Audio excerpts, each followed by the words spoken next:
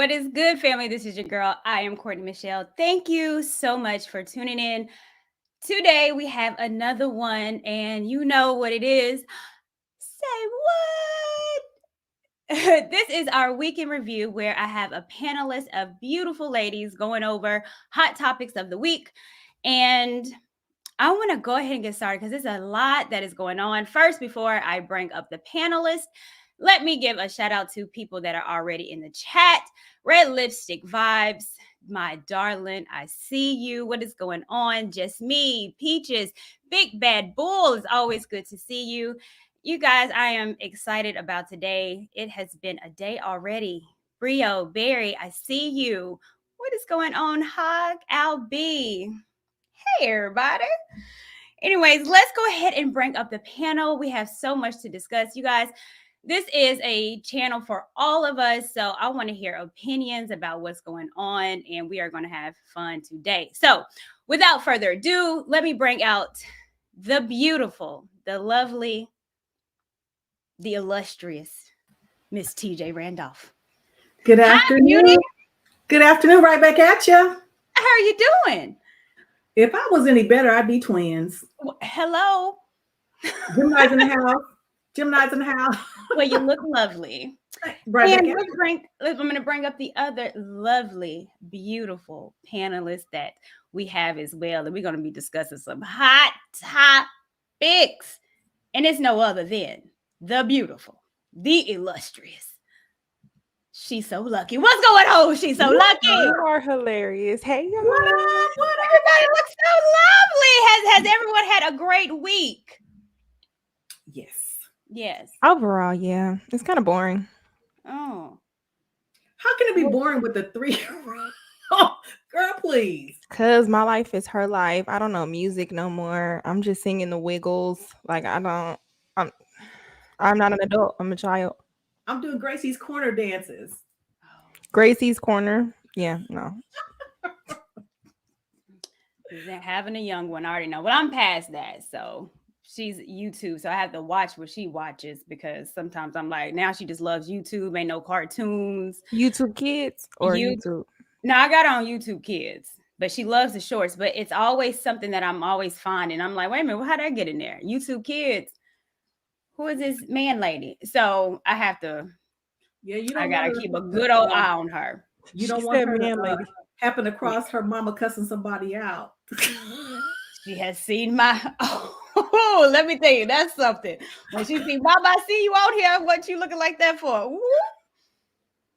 Child, we'll talk about that another day. Yeah.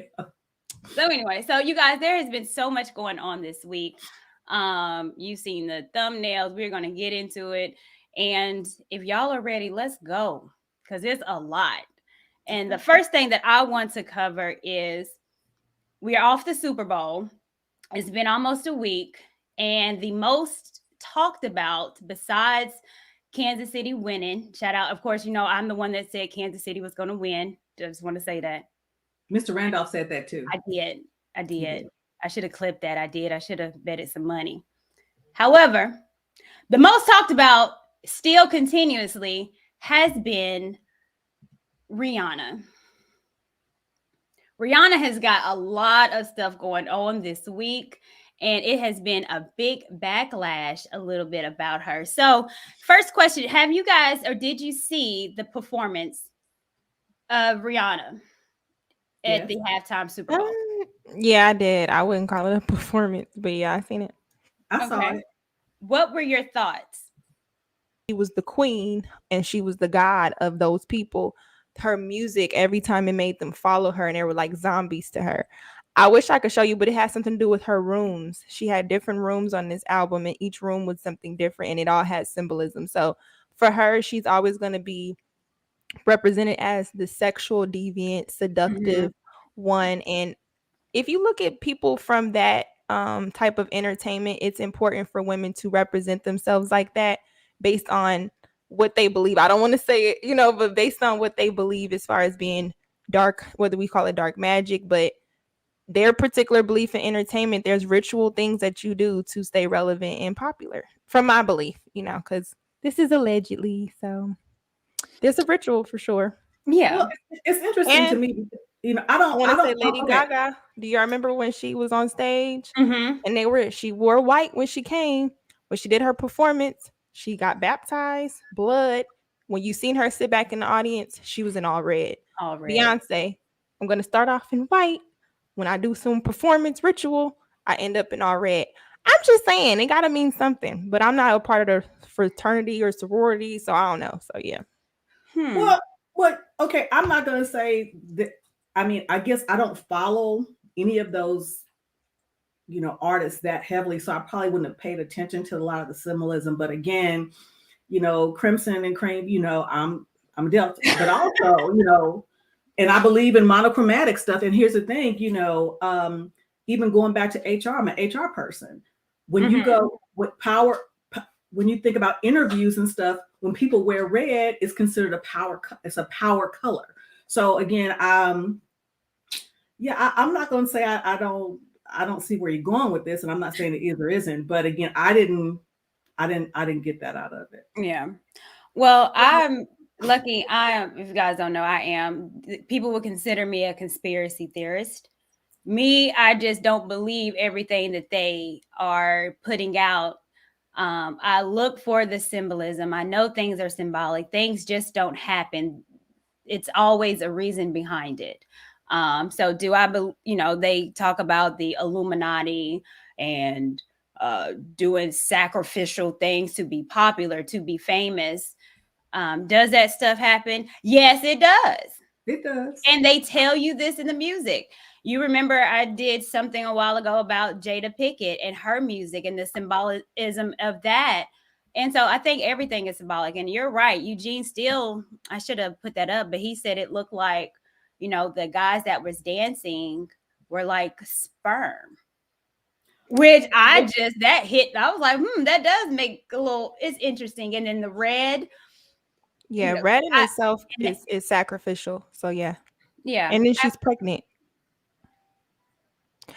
But okay, so I like that you said Illuminati. I don't subscribe to think that, but one thing I can say as far as symbolism, the Baphomet is heavily worshipped and symbolized all across Hollywood. The Baphomet also represents from my reading, if y'all heard some different, share. The Baphomet represented sexuality, in a sense, sexual fluidness. You can sleep with men or women, bisexuality. It also represents the attraction for kids. So they do things. If you notice, celebrities, they have videos that look like Alice in Wonderland or certain things that are attractive to kids. I love Nikki, but she's very demonic. Where she, at a time and point where it was more so Barbie. As grown people, why are we trying to attract adults as being in the playhouse and all of this? That's not your target audience. Your audience is to attract the people who are I don't like to say soft-minded, I've heard that, but like immature minded in the sense where they're looking at you, they're idolizing you. They can't pick up on symbolism, but their subconscious can. So if you understand the Baphomet, it's certain ways that you approach and you represent yourself in worship to be able to attract children. The statue itself has children around it, and he's naked and the children are naked. If you look at the statues put up across the United States that these celebrities follow and they worship and all of this, everything has to do with a naked man and a naked kid. I don't know what that is, but it's something with the Baphomet and what they worship. So when those people, and they have the horns or they have certain things like Beyonce with Sasha Fierce with the motorcycle, and she had like everything she wears, even from her video. 1 minute I'm in yellow, so I'm representing Oshun. Like I can get deep in it, but it's just we will. We gonna go there. I don't know how deep we're gonna get because look, I subscribe to all of it. And we're going to get there in just a minute because we're going to have a discussion about Beyonce as well. But about Rihanna's performance, there's a lot of people that had a lot to say. And one person in particular I thought was interesting was our past president, Donald J. Trump. Shout out to the Geminis. I mean, what epic fail is what he said. Rihanna gave without question the single worst halftime show in Super Bowl history. This after insulting far more than half of our nation, which is already in serious decline, with her foul mouth and insulting language. Also, so much for her stylist. Without her stylist, she'd be nothing. Bad everything and no talent. What are your thoughts about the president chiming in saying that is the worst halftime ever? His words mean nothing to me on any given day. I'm just, he in the fact that he's a Gemini, yeah. But he's one of us, TT. No, he's one of them. Kanye's a Gemini too. I think those are the crazy ones. But anyway, again, everything is an epic fail for him unless he devised it. So he can kick rocks. Okay. Lucky. Well, I don't like to agree with Donald Trump so much because I think he was on Epstein's island. So I try to be a little bit clear. But just Donald Trump is funny. I don't completely disagree. I think it was a fail. If we're gonna judge her like all other artists that get on Super Bowl is where you slam it, right? Right. She didn't slam it.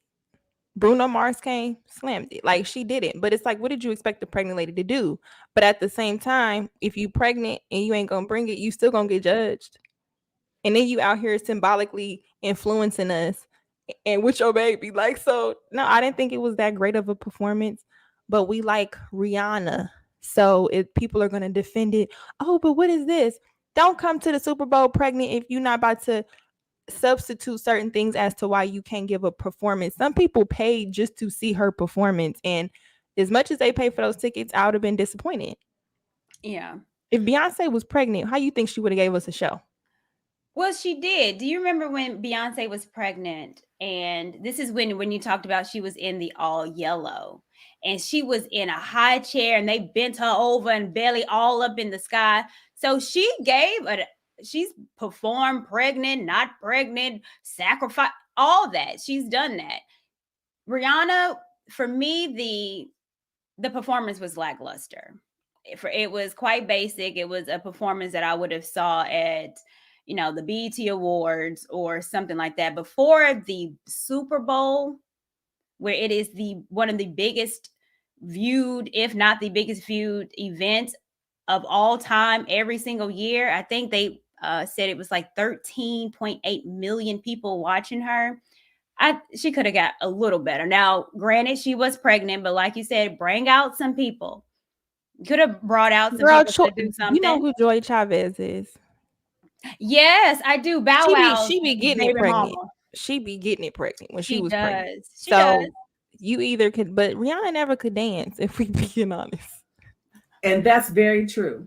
And I like Rihanna, I do, but she was not a dancer. Again, her moves are very provocative, very seductive, very sensual, not a Beyonce. And she can't sing. Right. I mean, that's what I said. She doesn't have the best voice, but she's a decent she can hold a tone and sound good with the beat. She's decent. I wouldn't consider her a singer or a vocalist in any shape, form, or fashion. So did he lie? Where's the talent? What do we deem as talent? If you can't dance, you can't sing. How are we judging talent? Well, that's a whole nother issue. Because Beyhive came for me because I said Beyonce shouldn't be number 8. Oh Lord. Well, I think Donald Trump, he's an entertaining guy. He doesn't back down off saying anything. However, if he's trying to run for president, I don't know if this was a battle or a fight that really deserved to be talked about on his end, but hey, he said it, and I'm not going to say I completely disagree. I don't think it's the worst that I've seen. However, it was mediocre. So, Courtney, who was the worst? Who was the worst? I don't even remember like that. Let me tell you, anytime I think of national anthem, my mind goes straight to Whitney Houston. You know how long ago that was. So listen, when I think about the best Super Bowl halftime shows, I'm thinking Whitney, I'm thinking Michael, Bruno Mars for me. Yeah. Did Whitney do a halftime show? She didn't do a halftime show. She did the national anthem. Oh, she didn't. Yeah, but I'm saying when people say those two, I think of like stuff that was a long time ago. No national anthem have been saying Prince brought it. I think of Michael. Michael stood with those glasses on. Do y'all remember his performance? And just stood there for like 10 minutes. I And remember. then slowly took them glasses off. That's when the stuff. Yeah, the stage was Come on, lit up. Michael. Okay, but see, modern. I would say the last would be, who was the last big one? Was it Beyonce with the? I think it thing, was. or was it? Okay, Missy Elliott. It was J-Lo and Shakira. No, what about Dr. Dre and Ooh, Eminem that was good. and Mary J? That was good last year. That was good. You see, see, and they I'm not old performing. school. Dr. Dre don't dance, so I think Rihanna should have brought people out. I agree. But because she had a song with Drake, it's like Drake is her ex, so I don't think it was kind of appropriate. And then you had songs with Chris Brown you sung, it probably really wouldn't have been appropriate, but it would have gave people talking about it. You know what I'm saying? In a different way. And I think she would have shut it down if she brought out Kanye, to be honest. Yeah. So, well, shout out to her her ode to Andre is it Talley? Yeah, and I think that's the outfit that she was trying to represent was Andre Talley, who passed, what was it, maybe a year or two ago. So it was last year. It was last year. Mm-hmm. Okay. Now there's more backlash with Rihanna, and this is what I'm seeing right now with a lot of people are talking about was her cover on Vogue. Now the talk of Vogue is actually the picture itself. Do any of you guys see any problem with this picture of Vogue? She's in front. Hello, I am Beyonce, and this is Destiny's Child. I am Rihanna. I am Rihanna, and these are the co-stars behind me. You might know them. Who cares? I'm Diana Ross, and these are my Supremes. Yeah. Right. Yeah. So people had a big problem. They are saying that this Vogue cover and Rihanna herself is emasculating the man. The man is in the back holding the child, and she's up front, poised, while he's back there kissing and loving on the baby like he is the mama. What are you guys' thoughts on this picture? He wears wedges. He wears wedges. His whole girl, how do you want to go? Okay, there was a picture, I'm not sure if y'all know, where they outed ASAP Rocky, where they showed him pictures with his homies, and they were drawing the Star of David in a circle with chalk candles, and they were doing some sort of prayer. I'm just gonna say prayer. And this is what he believes, which goes with Rihanna. You know what I'm saying? They are meant for each other. Mm-hmm. However, he's also started to dress very metrosexual, meaning things that we would find feminine. He wore wedges, tennis shoe wedges, certain type of feminine clothes on, like things that just were not masculine in itself. So he has not for a while represented himself as a masculine man. Mm-hmm. On top of the fact you did not marry her. So you are her baby daddy. You are in the background because she is the star. Mm-hmm. And you knew this when you got with her, because what does he do? He raps. Does he still rap? I don't know. If that's what I'm saying. We don't know. We talking about her. It's kind of like you still have to stay relevant, and she's the star. So when you are a woman, and I believe if you are the breadwinner or you are at top, he's your stay-at-home husband, or he's your wife. Mm. There's a dynamic. I don't think she's emasculating him. He's just not masculine. Yeah. TJ, do you see a problem, or do you think this is emasculating the Black man, or just the man in general again? And this is particularly the placement and the pictures that they've taken. Like I said, this is another one again. You know, he looks like the caretaker. Well, you know, I'm looking because, you know, while we're talking, I'm looking for male covers of Vogue because it is a women's magazine. Let's keep it a bow wow. But there are some covers that the woman is in front, the male is in back. I'm looking at Kanye and Kim. I'm looking at what's her name? Shucks. Several women are in the front and the men are in the back. There are some covers that are male only, but as I'm looking at these covers with men and women, The men are slightly to the back. Hmm. Because it ain't Again, about you. but this is what we're talking about, is the symbolism of it. And again, in the entertainment in Vogue, it's what is this symbolizing? And is it symbolizing now again the reverse of genders? Oh, of course. That's what the Baphomet represents. Yeah. Okay, And Listen, she's I'm with you, wearing Lucky. I'm black. with you. I don't know TJ is on board. I'm I'm with not you. completely We gonna on board. save her. We gonna save her. It's a woman's magazine. It's a woman's So magazine. what? Okay, so let me ask you, do you think they would put Jay-Z in the back? I'm Let still me look. holding on that he got some masculine. I understand they down with the symbolism too. But I'm gonna I do think some he would be research. side by side holding hands. I think Maybe. I don't see something wrong with him holding the baby because I honestly promote that. You Mhm. know, hold your baby. But I think if we're really going on, he's not really a masculine type of man. He's never came off like that. Look, when I saw this meme, I have seen this meme flying around for a while, but I mean, it's just so befitting. I said they have been saying he looked like a single baby mama for a while. And that's not ASAP Rocky, but it looks like him. It is. They put his face. It's like him holding the baby. Rihanna is working, doing her thing, being the superstar. You have a. But what's wrong with hold that, on, though? okay. But if this is their agreement, this is what they have. If it's Rihanna, I am the superstar. I'm going to be performing everywhere around the world, and I need, because she's already said she doesn't have a nanny, that they are parents and they're hands on.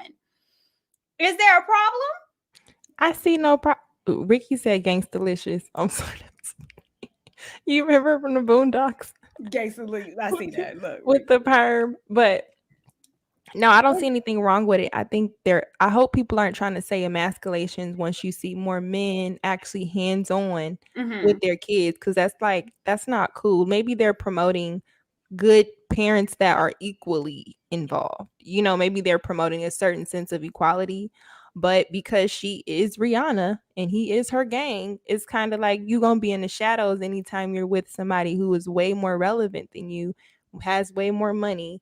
They're the star. He's never been the star, and I think he's cool. Like, he can rap and all of that, but he just didn't cool keep with playing going the to reach. background. Yeah, like, he's a let's keep supportive it. back. And then Rihanna, for whatever you think, she's more mainstream than he is. Mm-hmm.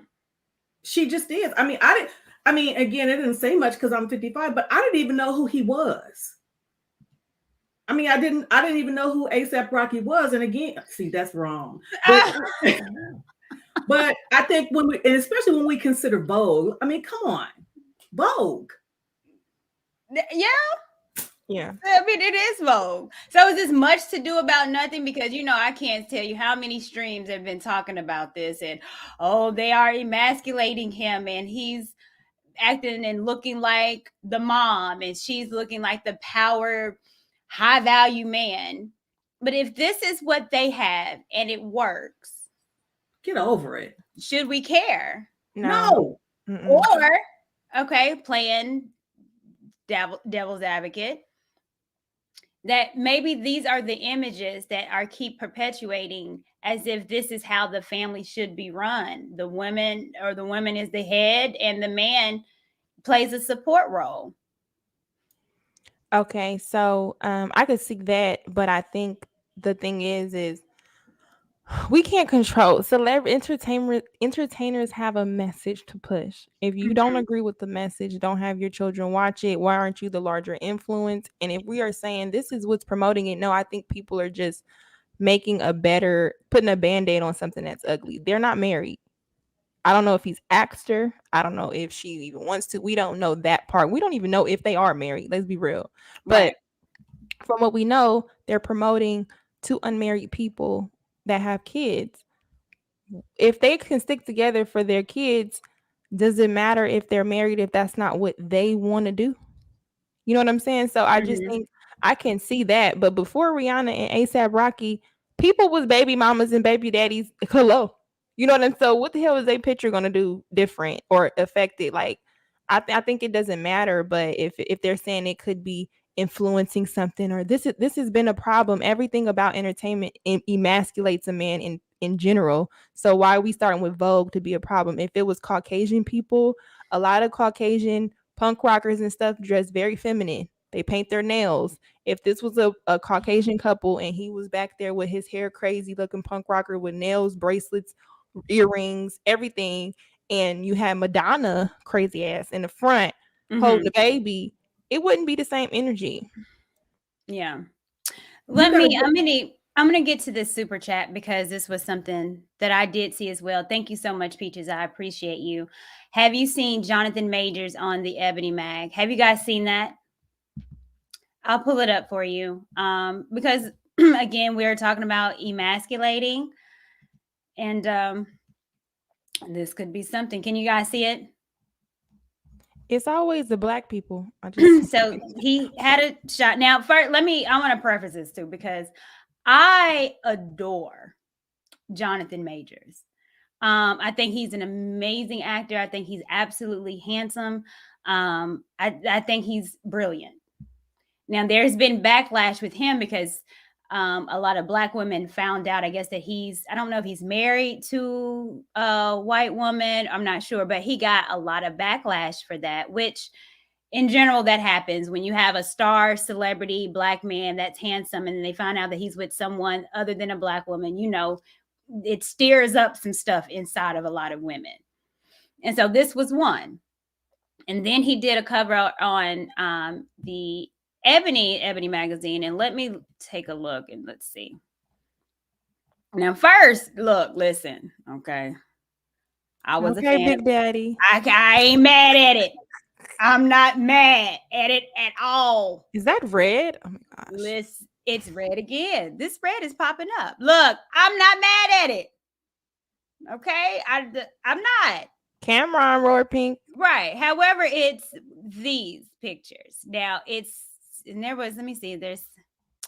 Let me find the other one. But it was one where he had the heels, and these pants and boots are all in one. This is when Sierra used to rock these pants. Okay. But let me see if I can. That's actually not feminine. I can't think of what's feminine other than the color. Let me see if I can find it, because there was a picture of him with his little legs crossed. It was feminine. It was. I can't even front. It really was. I'll have to look for that one. Oh, this is for Valentine's Day. I didn't notice. I'm sorry. When I said red, so that makes sense. Where did it go? I might have to go to But if we be honest, red for Valentine's Day was not about love. It was. Let me not get to. Okay, go ahead. I'm gonna pull it up because it's a lot of him. I don't even see that picture, you guys. Oh, what's that one with the book? This one? Girl, stop it. Girl. No, what is?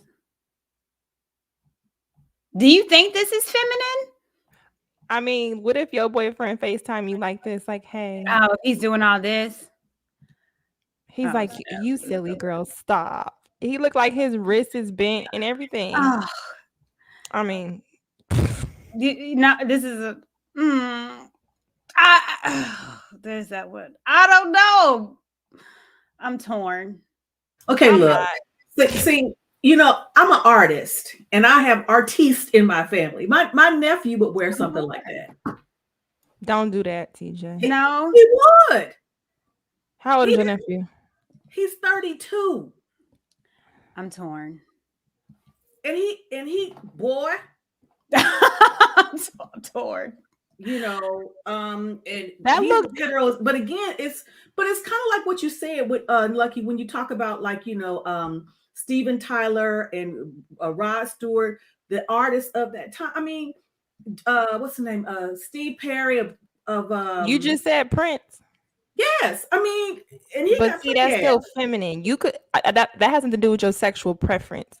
It's very feminine, though. Okay, you know what I'm saying? Like Prince wearing Daisy Dukes. I'm not about to be with no man wearing Daisy Dukes.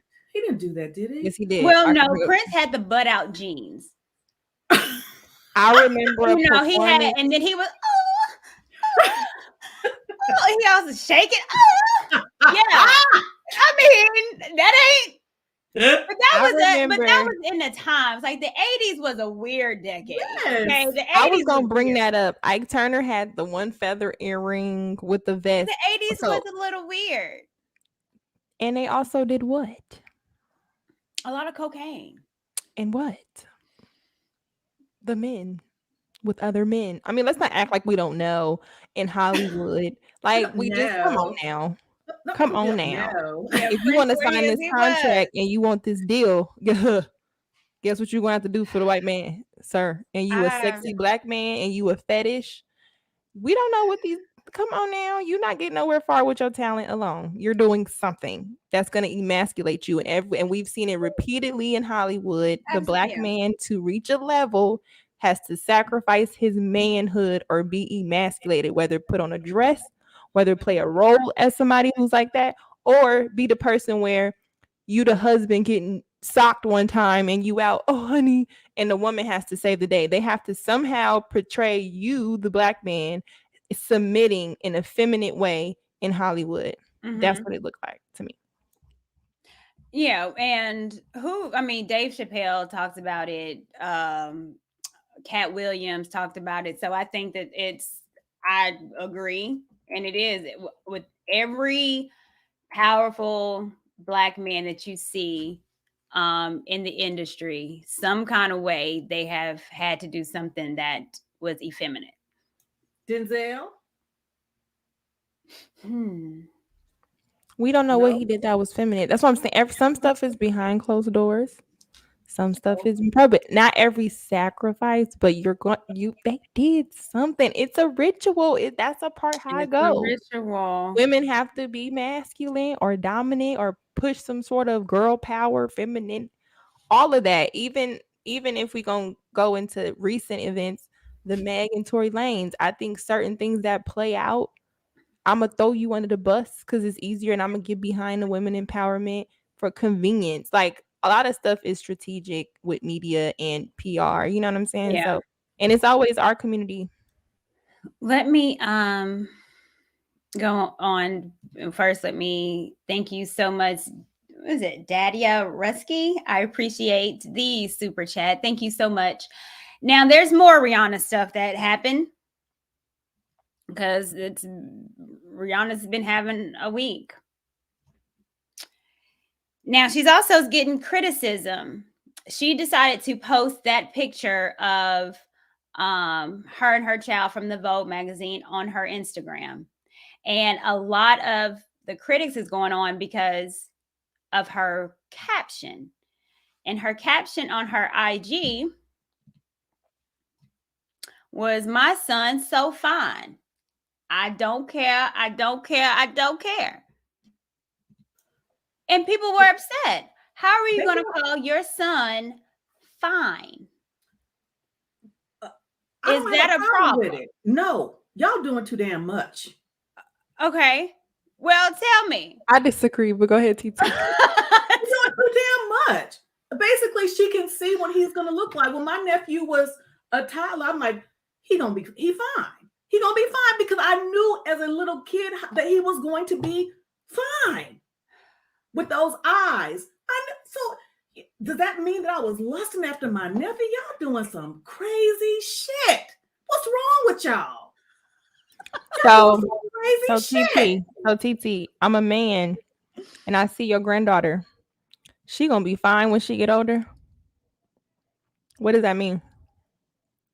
He said she's gonna be beautiful when she get older. He didn't say beautiful. Fine is beautiful. Is specific for what? Attractive. I'm not saying she thought this. I'm saying the optics. You know what I'm saying? I'm not saying her, but it's a bias with women all the time.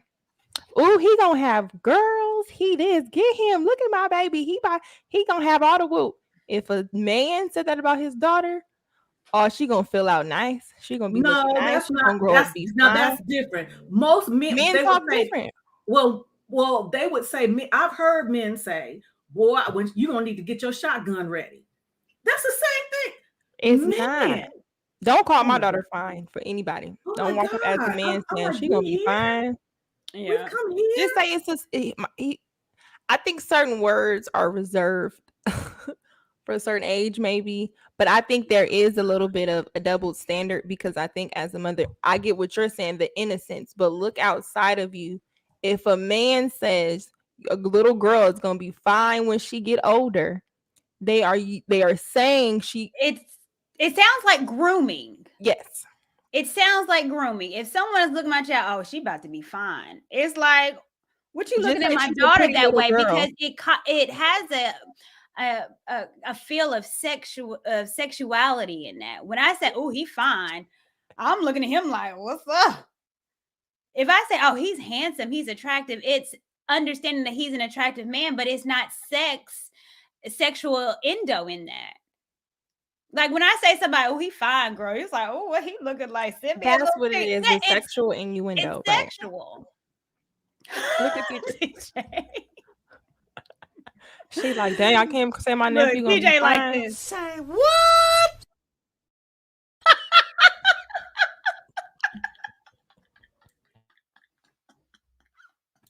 That was perfect. I get it, but maybe there's a double standard there. Here's the travesty of it, and I guess that's why I'm having a hard time with it. People have made this world so corrupt that you can't even say anything, anything, without someone automatically thinking that you are sexualizing a child. So they have taken the innocence out of even complimenting or seeing the beauty in what that person is going to grow into. I am incredulous. I need to go get some more coffee. I'll be back. She used a big word on this. That's how you know she. But look, I mean, I get the double standard. It depends on the compliment. You can calling somebody fine is equivalent to calling somebody sexy. You don't call a child sexy. Oh, he's sexy for a toddler. That is sick. And it's the same thing as fine. A compliment, yes, but compliments have to be age appropriate. Yeah, exactly. I was gonna say, I actually just was talking about Amber Rose and what she was saying with her son. It's something called maternal sexual abuse that is I'm learning more and more about. But it's the things such as, can you unbutton mommy's dress for a little boy, or just certain things that to us grown up, you could be in a room getting ready for church and see your grandmama, right? Getting ready for church with her, and you like, oh, you know. So I get it, but you have to think as generations pass and look at how sexual predators and things are developed. It's always by way of subtle things, and women as well, either exposing or them falling in love with it or seeing certain things. They're not supposed to see your body parts. You shouldn't be bathing with your kids at a certain age. You know, things that you thought were cool. Why are you taking pictures of your kid in the tub? To you, it's like, oh, look at you in the tub. But why? You know what I'm saying? Like, I think we're now in a generation where they're speaking up against certain things and making you more have consequences and be more cautious of the way you do things. So I think it's okay. But when she said my son is fine, I don't care, you didn't have to put I don't care if it was something innocent. Like, you knew what you were saying was probably you triggering. knew it was some kind of, that's why you putting I don't care. No, you do care, because that's why you putting it. TJ, I'm saying, do you agree that, would you equate the word, if someone's saying that you fine, would you equate that to someone calling you sexy? No. Okay. See, I do. And the reason why I say, can a woman come up and call your husband, oh, he fine? Yeah. Like, yeah. He is. But would you think she was attracted to him, or do you think she's just saying he's fine? Giving him a compliment. I think she's giving him a compliment. Maybe both. Check this out. Because see, while I was getting my coffee, because again, I wasn't always filled out, and I had to put a shot up in here because y'all got me on one today. I had to put a little extra something because I'm like, what? So before I had filled out, I think I was, late teens or whatever, and they were looking at my face. That's what they were talking. That was fine. Is that you were pretty? It was tantamount to being pretty. I was thinking about with my I guess, shoot, my mom may be considered sexualizing her own damn grandson, because when he was 3, with them eyes in the hair, she said, "Oh, he gonna be fine." Straight up. So I guess she was sexualizing her grandson. It's a possibility that, because we have to think, that doesn't mean because that's wasn't your intentions, that's not what you're doing.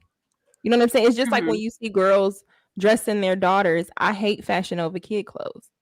Why does my daughter need a crop top? Why does she need a 2-piece bikini as a toddler? But when she gets old enough to actually have breasts, I'm sitting up here saying, don't wear that.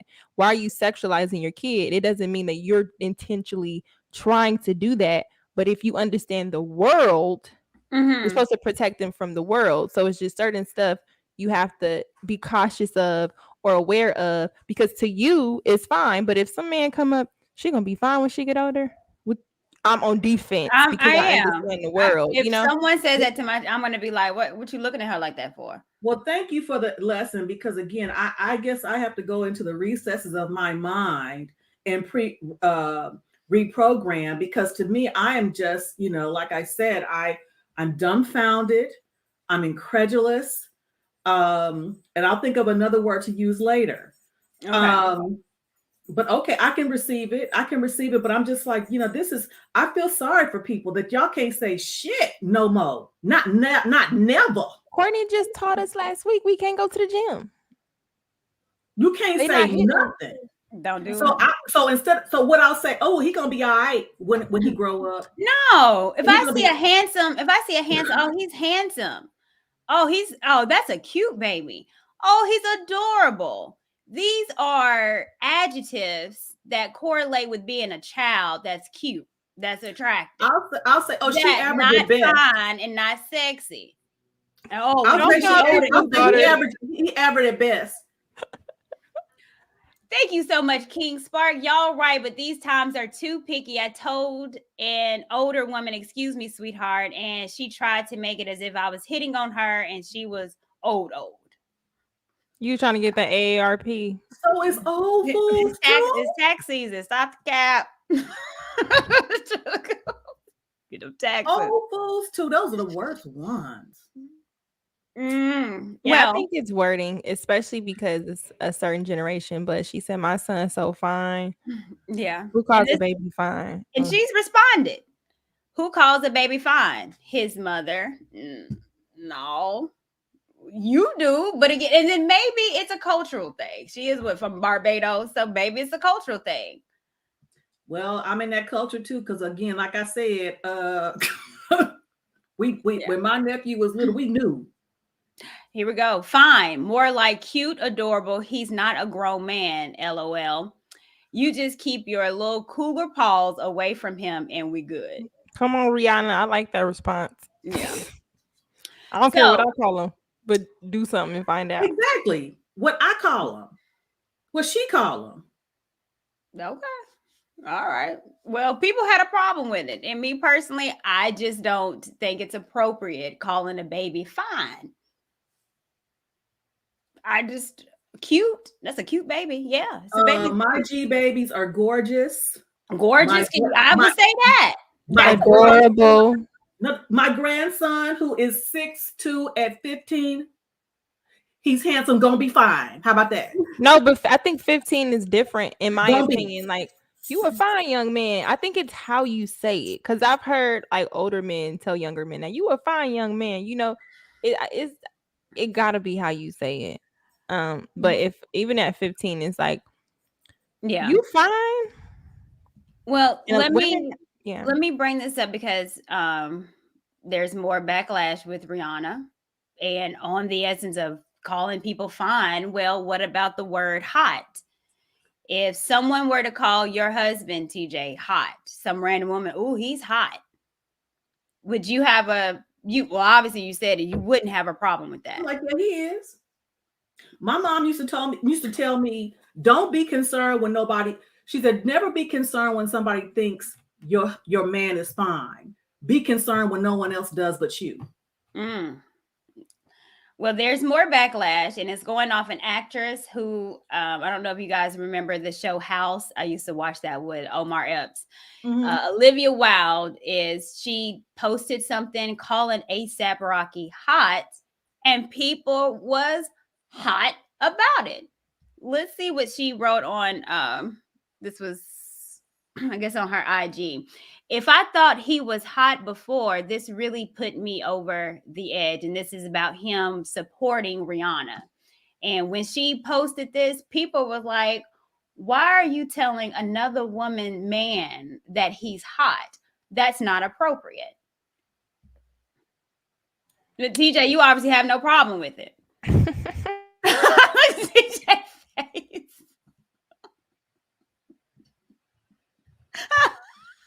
No. Like my mama said, don't be concerned if somebody else thinks your man is hot, attractive, fine. Be concerned when no one else does but you. Okay. What are your thoughts? It's hot because it's hot that he's a supportive man. That's how I'm looking at it. Yeah, I agree with TJ. Like, if you are compliment him, like, I don't see anything wrong with it. People we don't know, these people don't know all the time have crushes on celebrities. You know what I'm saying? So what's the difference if a celebrity has a crush on a celebrity based on the way their relationship is? Sometimes a man could be so fine and attractive because of how loyal he is. That don't mean I want to be with him. You know what I'm saying? So I think in this particular case, as Rihanna, I wouldn't take it no kind of way. Like, thank you, sis, for acknowledging, squeeze them tighter. You know what I'm saying? But at the same time, that's attractive to women when men are very loyal to their woman. They are attentive. All those things that we like. We like, dang, you go, girl. Like, that's sexy, you know. But then when he become a dog, it's like, ugh. Yeah. That's not attractive no more. So that's what I think she's attracted to, him supporting her. I agree.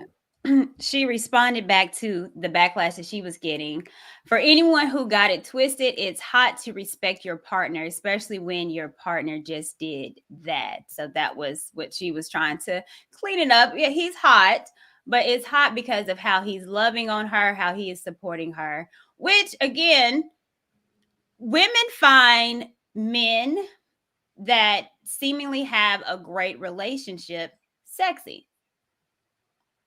I can't tell you how many times that I know that when a man says he put on his wedding band, that's when he get a whole lot of women's attention. Trill said that. Yeah. Trill and Ricky. Why is that? Why are women attracted more to men that are taken? Because that means he's open to commitment. Yes. Right. But not correlating that if he's open to cheat on you, then clearly he's not a committing kind of person. And you trying, thinking that you're going to get her spot is actually how you're going to, again, lose your spot, i.e. TJ Holmes and Amy Robach. But in some situations, they just want a continuous side girlfriend. So I think, like, women who are attracted to that, they are hoping that, oh, if he's open to commitment, let me just see what she's doing wrong, or, you know, like, kind of play your position so he can leave her and then be loyal to me. So I think that's a delusion. If you're trying to come in like a snake and take him off his purpose of being in his family and being loyal, I think you get what you deserve and anything that come with it. But I think also it's weaker for him because it's more attractive to the same woman if you turn her down. I'm married, you know, she's gonna be like, oh, he's so fine. Courtney, somebody put JQ put something in there. I thought that was interesting. Okay, let me see. JQ, what did he say? Can you read it? They like the challenge. These 304s today don't want commitment. Let me go ahead and grow you to this. It ain't just the 304s of the day, honey. Annie's 55. And they've made songs about this 20, 30 years ago. So it's only thing that's different is that it is glamorized and it's broadcast for the world to see. But there have been many 304s coming after somebody's husband. Prophetess and Shirley, that ain't come from nowhere. What? What's that Jill Scott song? Sister Honey Girl. Y'all don't understand. Remember you my man what I'm feeling. Yeah. You getting in the way. Yeah, that's it. They all been talking about it. Ho come in many different forms. It may be raunchy. Okay, Whitney Houston was talking about saving all my love for you, which was about a married man. Let's keep it 1,000. We gonna protect. And I love We gonna protect Whitney Houston. Oh Lord, are we gonna go there? I mean, the 90s was an interesting. The 90s was an interesting decade with music. It was a whole lot of, Joe. All the things your man won't do. It was about taking people. I'm taking this mine. He's gonna be mine now. Sometimes it's a good woman. Now. You just got how I go. She a good woman. If you want a good woman, just take one off a dude that's fucking up. If you want a good woman, just take her from somebody else. There was another song forget her. Said, if you mess with my man, I'm gonna be the one to bring it to Nivea. Nivea, that's what it was. Nivea, yeah. No, but I said Ashanti. People don't realize that song. Oh, baby, she's in the song. Say, I'm satisfied even if you're not just mine. She was talking about Irv Gotti. There's so many songs that was Secret Lovers. Yes, it was all the 80s and the 90s was I'm taking your boo. Okay, Stevie Wonder, part-time lover. Don't play with me. Man, it ain't nothing new. We were living foul back in the day, but now it's just out for everybody to see. That's just the difference. It's not incognito anymore. The hoes ain't hiding in the closet no more. You better tell her you got 2 girlfriends. Yeah, that's how I go. Because I'm not getting under the bed. I'm here too. Hey, ma'am, Barbara. This 2 girlfriends. Barbara. But okay, so this is also back in the day we practice discretion. So when the side pieces knew they role as a side piece, now they just want to be a side piece off of clout. And what I don't understand is that how men keep falling for the bait. I don't understand why I keep every day on Instagram, I'm seeing someone getting caught in a bed with a IG thought, taking a picture of him. Yeah, I was with him. And I don't see how men keep falling for it. Unless it's the power of the boom boom. Dare we say. They keep falling for it. I think it's attractive. Like, I'm gonna speak from a standpoint. It's always attractive when people fight over you. Like, who gonna get it? Who gonna get the prize? Sometimes men intentionally say stuff that ain't make it more exciting, so a woman can feel a little bit of jealousy because they understand they want her to feel like she has some competition. Like, I'm hot out here. Don't mess it up. Men that women may feel don't have enough female attention and things like that, they're not really fighting for you. The drive is not there, unfortunately. So that's why you have the scenarios. The dork, what is it we were talking about the other day? Urkel, who turned into Stefan or Kale. Like, you gotta turn McLovin. You gotta turn into something else. You know what I'm saying? More player for women to start paying attention to you. Unfortunately, even Tupac said that. Like, you know what I'm saying? Once you get around people with money, what was that Jaheim song? Could it be a chromed out whip? Like, then at the end, it wasn't his car, so they wasn't looking at him. You know what I'm saying? It's like that's just how we as women set it up. We like that, so we go for the men that other women want, even when he's single, because you don't want nobody that don't nobody want. Which you probably should rethink that if you want somebody who's more loyal. But the thing is, it's like you're not attracted to that.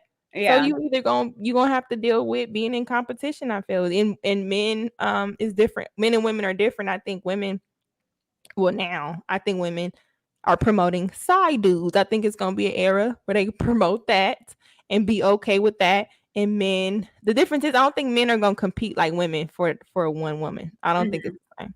But people fighting over them. Because there's too many women for one thing. I watched too much Snapped, too much For My Man.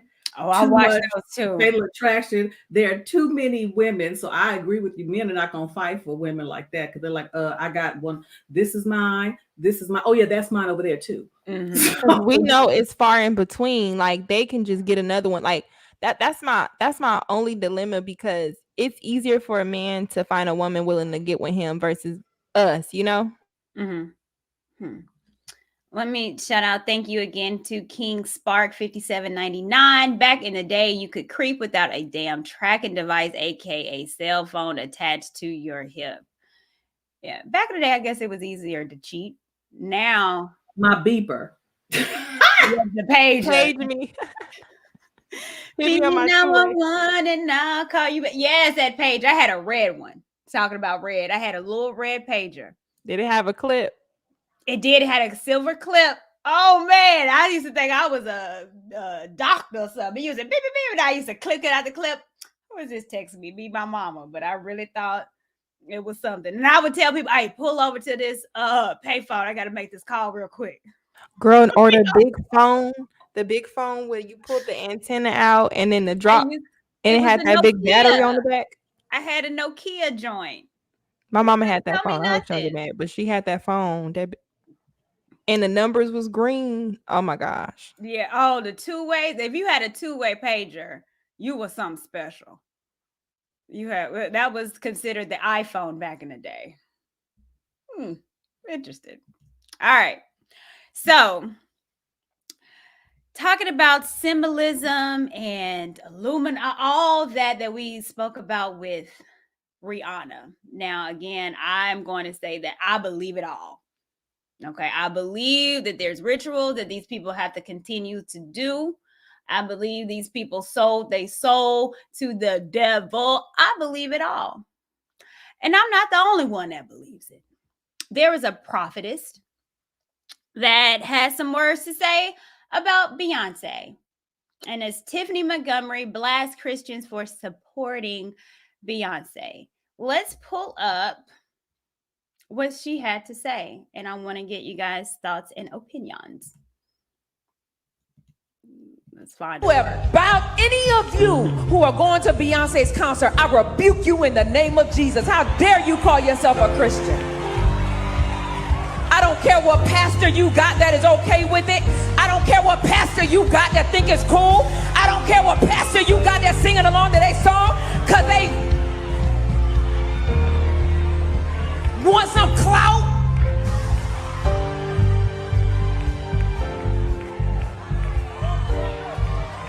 Why you think that man called himself Jehovah? It was short for Jehovah.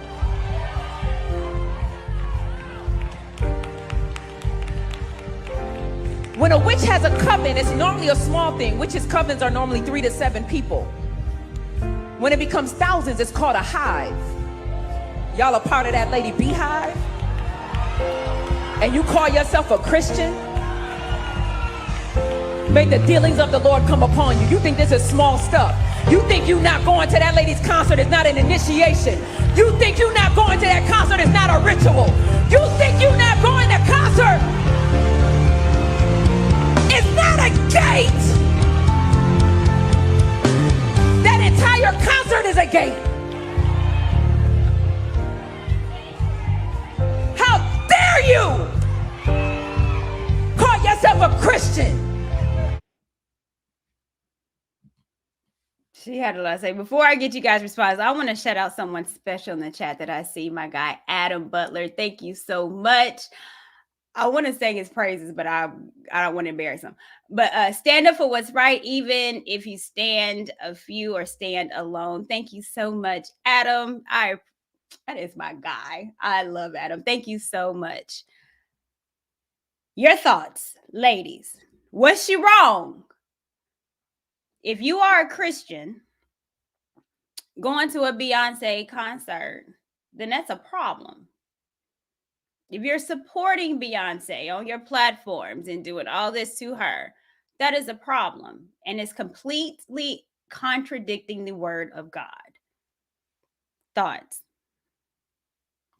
I'm going to just point out the message. Her message was very valid.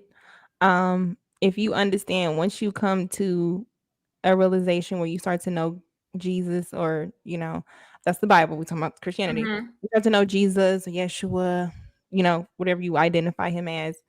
I think you have a certain fire. You know, when you get that fire in you, when you start off, you don't want to listen to nothing that ain't of him. The thing about it is the Christian music people are, you got to be careful what you listen to and what you watch. So I understand the participation. People don't understand that exactly what she said. Even when I felt uncomfortable, when I'm glad Kanye West changed, because when he was like, yay, and he did a lot of stuff that made him look like Jesus or God, and he called it his church, and then he had people come in and he wanted to do his own Bible. Like, people want you to worship them, and that's how they make their money. So I don't think that she is wrong. She's actually, her message is very accurate. But I wouldn't just say Christian. I think if you are a person that where you believe in God and you are however you identify, I think that it would make sense that you can see clearly that it's witchcraft and entertainment. So you shouldn't listen to none of it. You should know nothing that's going on in that type of world if we're just talking about her message. Okay. TJ. Okay, so again, certain people are looking at the wrong things, focusing on her tattoo. I got one too.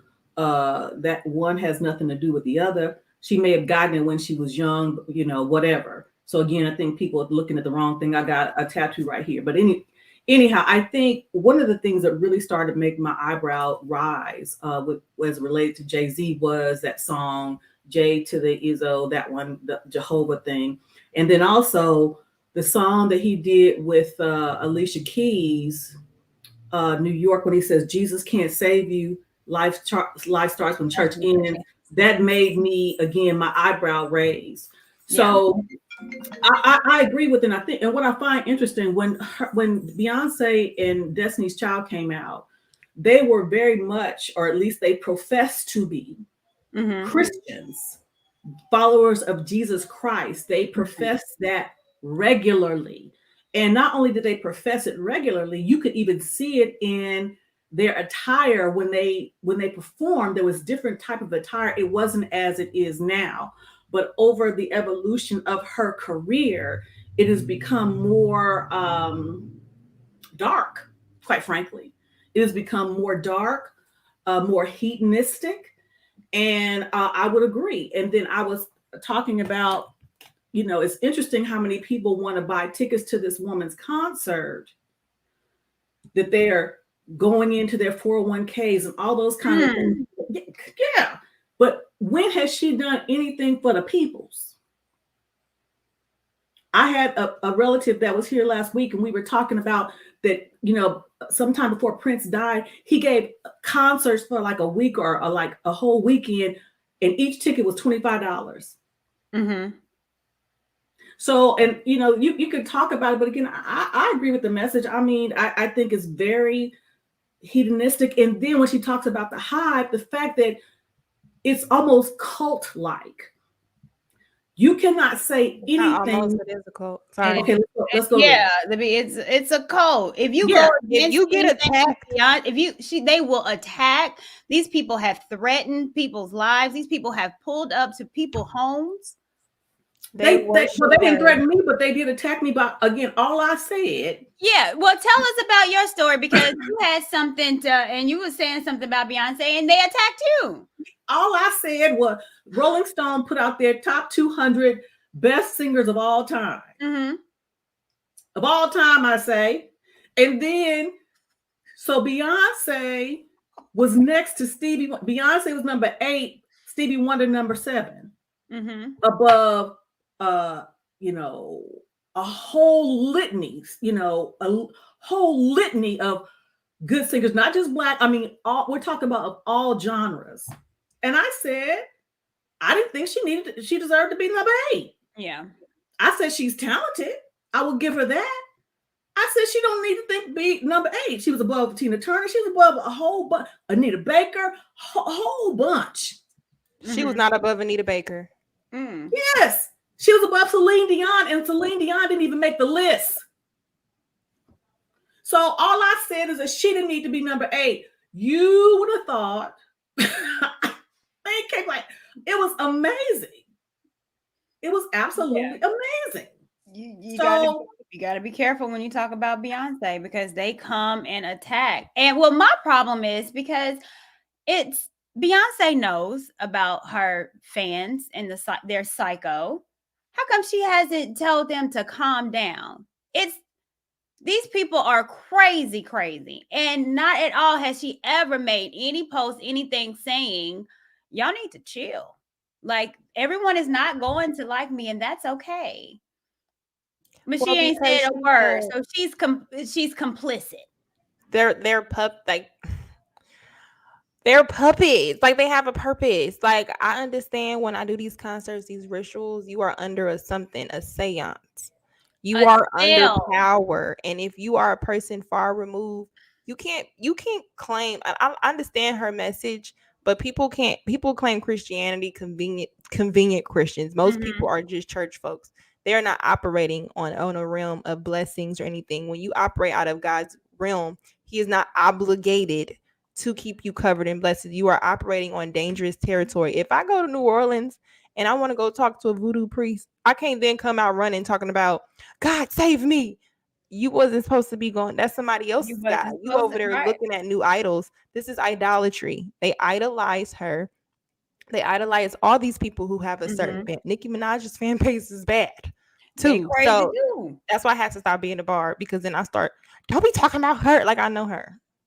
And So she could care less about she you. could care less. Like she, but it's the thing is it turns into worship, and you do it on your own because of how connected, how they media is saying she's queen.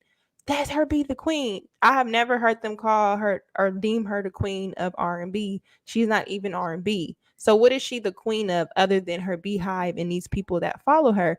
She when you say she has never done anything for or spoke up against community issues, what she does is she capitalizes off of them, just like a colonist, just like the Caucasian people do when they want to say, when they want to send Al Sharpton in to kind of shut us up, the boule, like those people who are just a black face, but they act like they are for people, but they're supposed to keep us marching in the street. Just make sure the street is clear by 5 because I get off work. That's what it is. So when you look at it like this, I'm gonna put a police car in New Orleans underwater, and you gonna come up with a message. I'm gonna say y'all corny for saying I'm part of the Illuminati without actually saying you never said you weren't. You just acknowledging it for a wow factor. I'm gonna do and wear things that make me look like the Shadow Man. And I'm gonna do these type of stuff. 1 minute I'm promoting voodoo. Then I have an album that says, hey, church girls, twerk, do pop yo, whatever. So it's like she ain't lying, she ain't hiding nothing. People just choose to be blind. We're gonna get in it. They're sheep. So then, how her Beyhive does. So they decided to go back into she's a prophetess, Tiffany Montgomery, and look at her old tweets. And these were some old tweets that was pulled up from her from years ago. This was back 2014. Got a chance to watch the Jay-Z and Beyonce concert, and it was amazing. Another tweet that was found was back in 2012.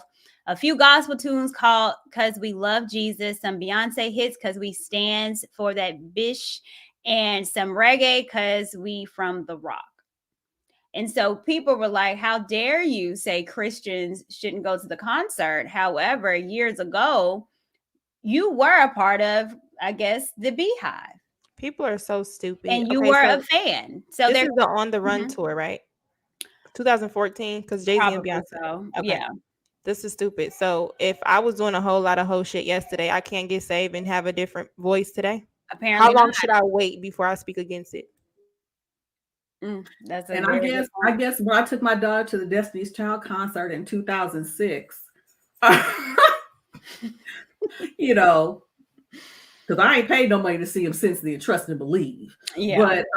But I bought a couple of iTunes singles. But I'm not no.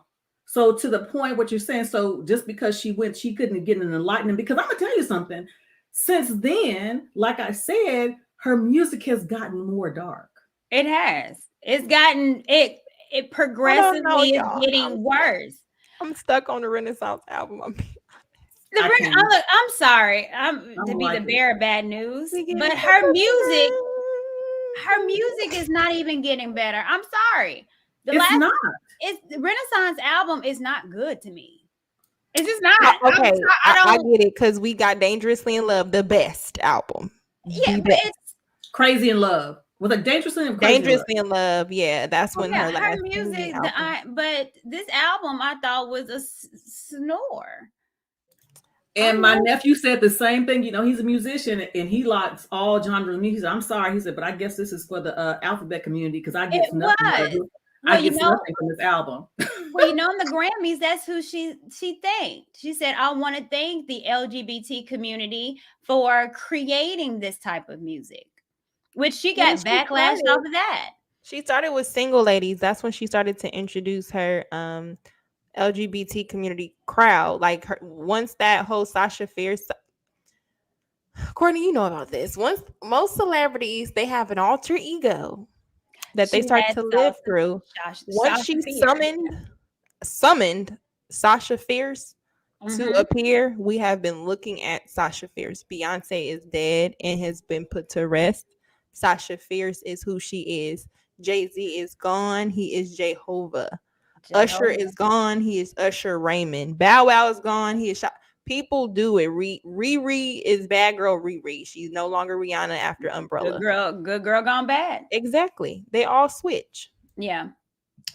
So she responded back to that tweet, and just like we stated, she's giving you the reason. And like I said, her comments were something. I was like, people were going in on her, and one of the people said, "Question: What about your old tweet saying how much you stand for Beyonce and the Beyonce concert you went to in the past?" She stated, "I got saved in 2015. These retarded tweets I wrote was in 2012 and 2014. I used to love Beyonce and Jay-Z, and I was definitely not saved and hated the church. LOL, I also loved having sex before marriage, drinking, going to the club, busting B's head wide open if they played with me." Okay. I can tell in Head her wide- demeanor. Listen, and a host, of other ungodly things. God saved me in the shower August 2015, having compromised my relationship with God by bowing down to Babylon since. Hope this brings some clarity to you about me. How clear can you Damn. get it? That's Do just you what we know said. Do you guys know who Robert Johnson is? The blues guy.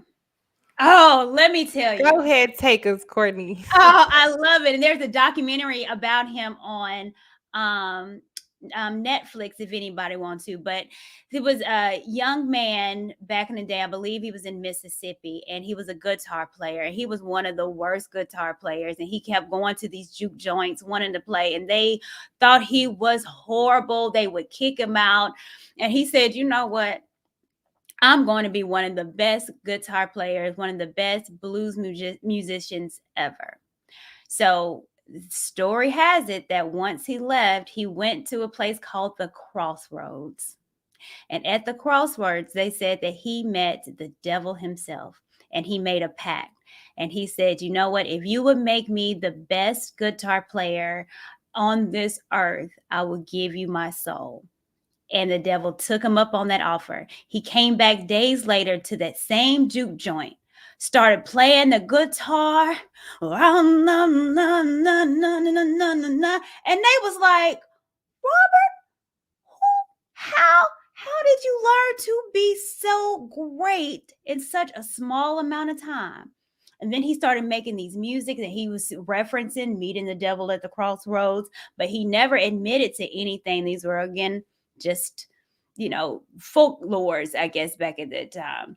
But now he died early death. He is in the 27 Club. If you're familiar with the 27 Club, where these artists might have sold their soul, but the devil went and grabbed it at 27 years old. But these people are great, but they're dead.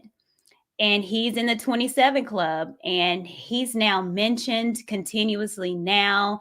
He's got on the Hollywood Walk of Fame. People like, big artists reference his and one as the greatest. But what it was that he met the devil at the crossroads, sold his soul to be one of the greatest musicians ever. And he is now reverenced as one of the greatest blues musicians ever. Dead at 27. You are so smart. I'm so happy you knew that. So I brought that up. Because, I'm writing it down. What's the name again? Robert Johnson, John I'm Lennon. surprised that you know about him. I'm so proud of you, Lucky. Okay, so what is Beyonce saying? We ain't gonna bring up Bone Thugs and Harmony. We know what they do. Right. We're gonna talk about Beyonce's song "Listen." Listen. Now, if you listen to the song, she said, "I am at a crossroads." Who she's talking to? I think she's talking. If you listen again, it's gonna sound like she's talking to God. Yeah. That's just my observation. But she, Mhm. after that song, listen, Beyonce changed. The cross. We can say it's a myth, but it's a reason why every artist who has a switch talks about the Going to crossroads. crossroads. They have all talked about it. Snoop Dogg talked about it years ago. Yeah, he did a song with him talking to the devil. Lil Wayne did a skit. I really wish I could find it if I knew. He did a skit where he played the devil and he was like, "Son, this is how you gotta do it," and he had the voice and everything. You remember that skit? And Lil Wayne was like, "What?" And it dropped the contract.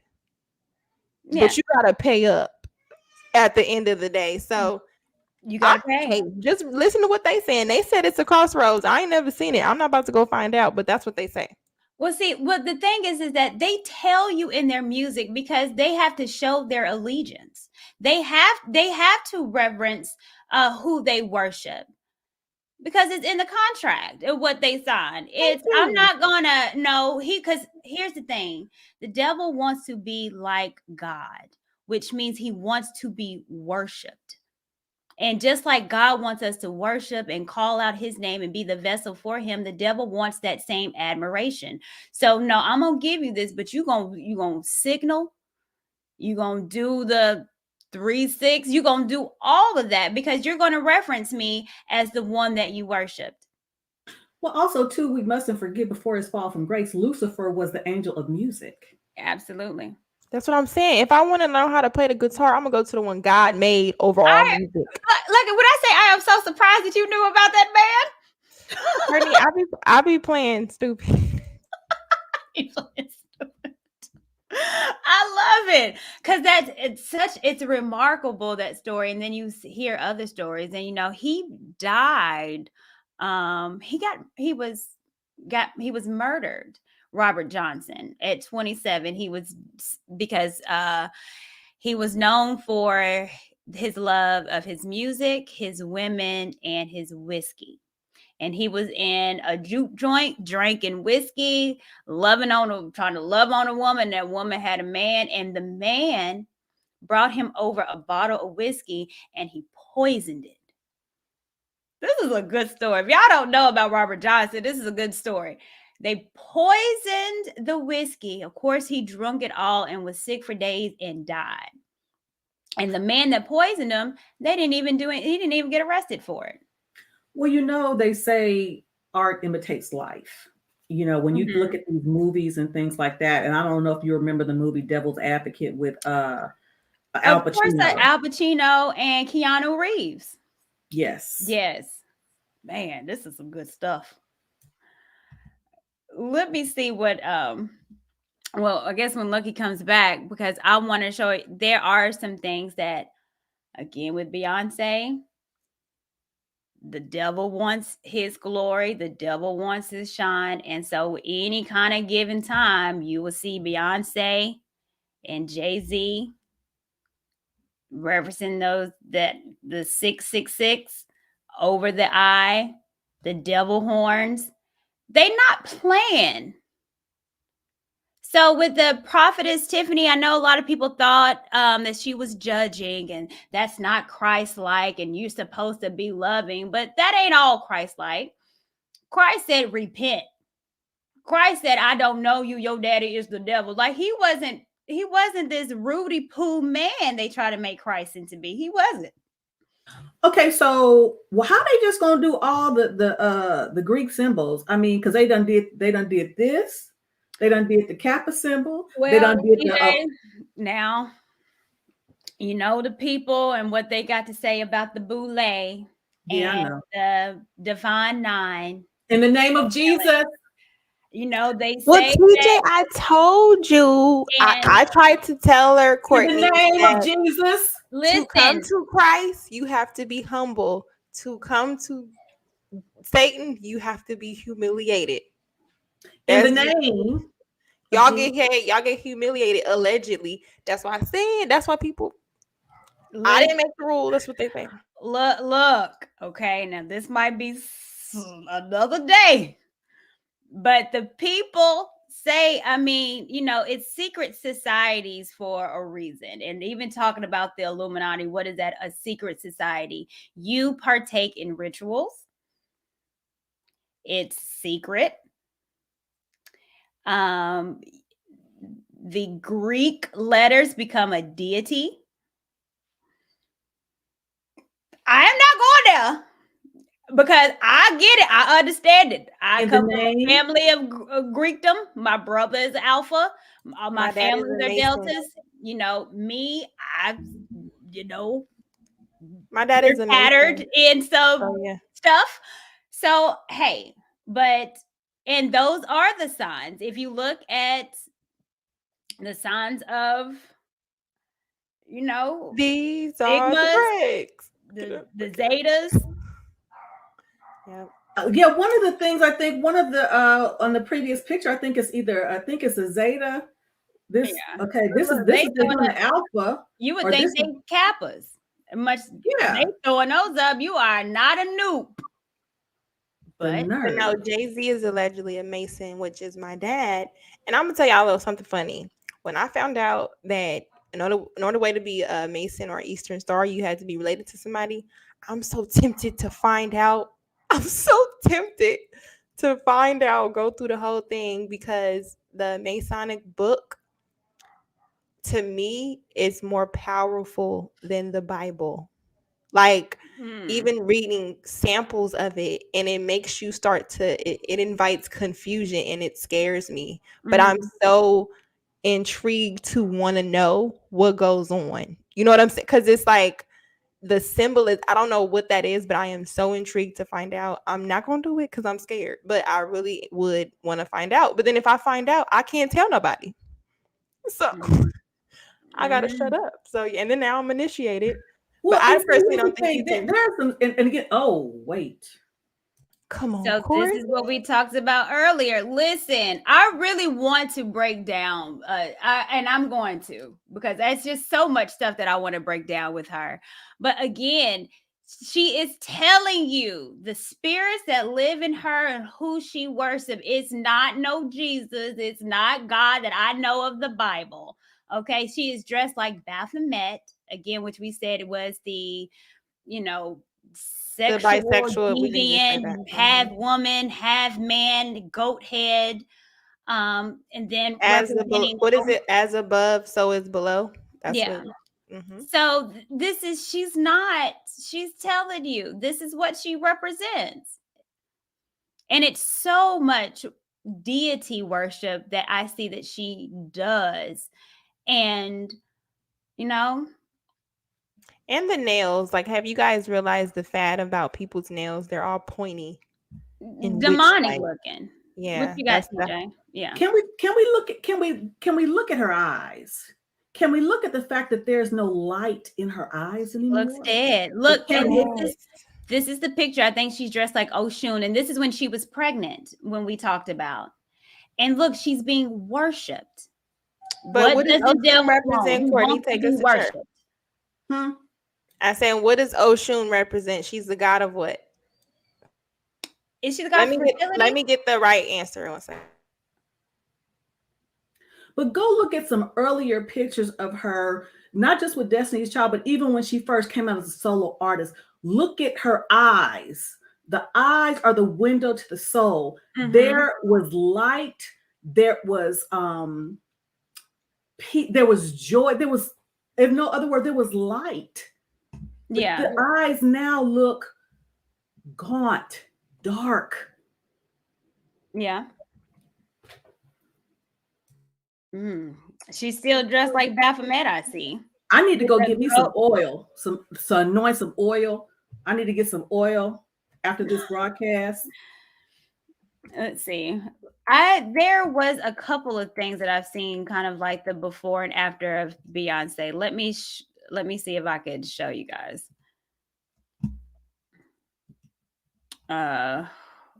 Let's see. Did they do it before? And do you remember when she was doing the Super Bowl and all those pictures that came out of her during the Super Bowl, and they said that she looked demonic? Do you guys remember that? Yeah. Mhm. Yeah, no, yeah, it was these pictures. And the tennis game. She looked like a demon. When they went to the tennis game too, and she was just sitting there like this, Mm-hmm. and they was like, "Is she on drugs?" I believe in MK Ultra. I'm with you with the I'm with it. conspiracy. I think it's a conspiracy because we can't just prove it, but we can prove it, and it's just like, ooh, Jesus Christ. This is what you were talking about, TJ. Right. So you I see mean, how we know that's Beyonce? but look, her sucking cheeks, like she looks demonic. Look at the eyes, the gauntness on the right. Yeah. They're calling her a clone. That's what they don't understand. Like, it's just like Katy Perry. Katy Perry speaks so openly about it. I put the definition in the back of what ocean is, but Katy Perry is a prime example where she said blatantly she sold her soul, and people laugh and stuff like that. But she talks about it even in her videos. There's a video where she was normal, and then she goes into a crazy house. If you notice, Eminem, a lot of artists have videos where they're in a crazy house, padded room, something like that, where they're under some sort of mind control. Then I want to say she comes out another side of the room, and she's outside. No. This is she's outside in like a garden. Mm-hmm. And then now she's of color. She's now made of new. Her eyes are open. It's just like she has a song where she's falling from the sky the whole song. When she hit earth and shatter, she now has goat feet. And like she's walking and she's now half woman. I mean, but Katy Perry used to sing Christian music back in the day. And her father was she's jokingly has said that she sold her soul. These people tell you, but we don't believe it because it's like, oh, well, what is that? That's not true. Listen. Okay, some people say she's getting older. Yes, she's getting older. I mean, understandably so, but there's still light in people's eyes who are older. Come on, let's come on. Beyonce is 2 years older than me. So we're 80s babies. Come on. That ain't that old. I mean, I guess I could look sunken in, or maybe if I lay off a little bit more of this chicken. But I mean, I have light in my eyes because I love the Lord. Okay? I love the Lord. Why y'all like this? But yeah, it's I honestly think she is a god. I mean, and when you said Greek, I know Courtney. No, I know y'all know what country or where is the Vatican? It's in it's Rome, ain't it? Italy, which has a lot of Greek symbolism. Yeah. Okay, and the Vatican announced less than 5 years ago that Lucifer is the true son of God. I don't know if you've seen that video. They had a whole song. Oh, okay, never mind. Read your script. It's all right. You send that to me. Because like I said, I want to do a deep dive on this, okay? I really want to go into this music stuff. But like you said, TJ, these are the lyrics to New York State of Mind with Jay-Z and Alicia Keys. And you're absolutely right, where he said, Hail Mary to the city, you're a virgin, and Jesus can't save you. Life starts when the church ends. Jesus can't save you. But we know that's completely opposite of what Christians believe. And again, this is her husband. So no, we believe that Jesus can. Now, this is if you're a Christian. Jesus can save you. That's what he's for. That's what he died on a cross, to save you from your sins. But you have this man telling you he's Jehovah. Jehovah is what he wants to be called. He wants to be like a God. And he's telling you Jesus can't save you. No, Jay-Z, you can't save me. Well, check it out. Remember how y'all heard it? Oh, go ahead. Sorry. I don't know if you remember when Beyonce first started dating Jay-Z, her parents were not pleased with that. Because again, when she was with Destiny's Child, they were singing about Jesus, the love of the Lord, all that kind of stuff. Hi, Mr. Randolph. Sorry. Oh, look at him. Right. Hey, baby. It's YouTube streets. I'm in these YouTube streets. Okay. You forgot what you were saying, huh? Go ahead. Yeah, what was I saying?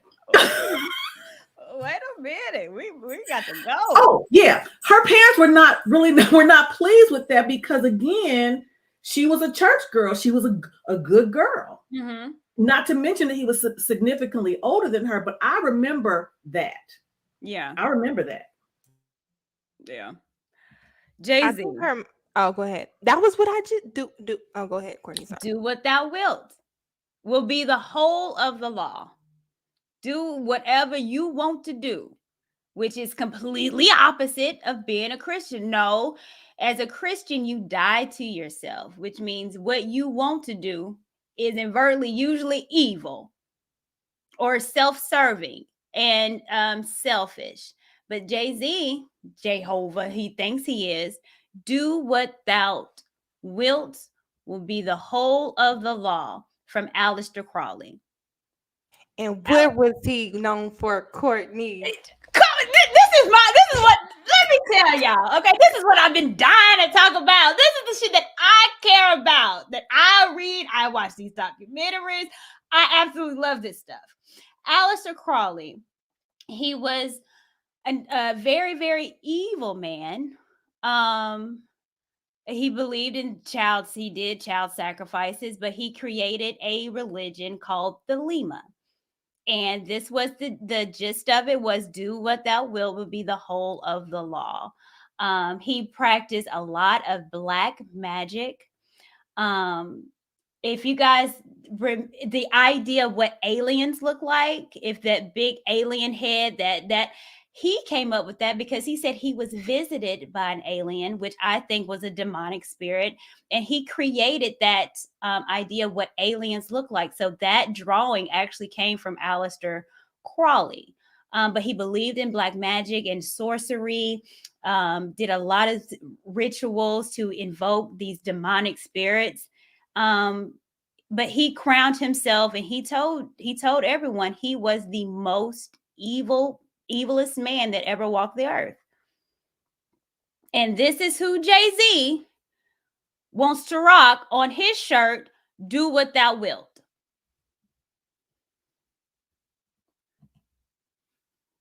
And can you just go there a little bit further? Because I know you know. Where do you think Rockefeller came from, Courtney? Listen. Okay.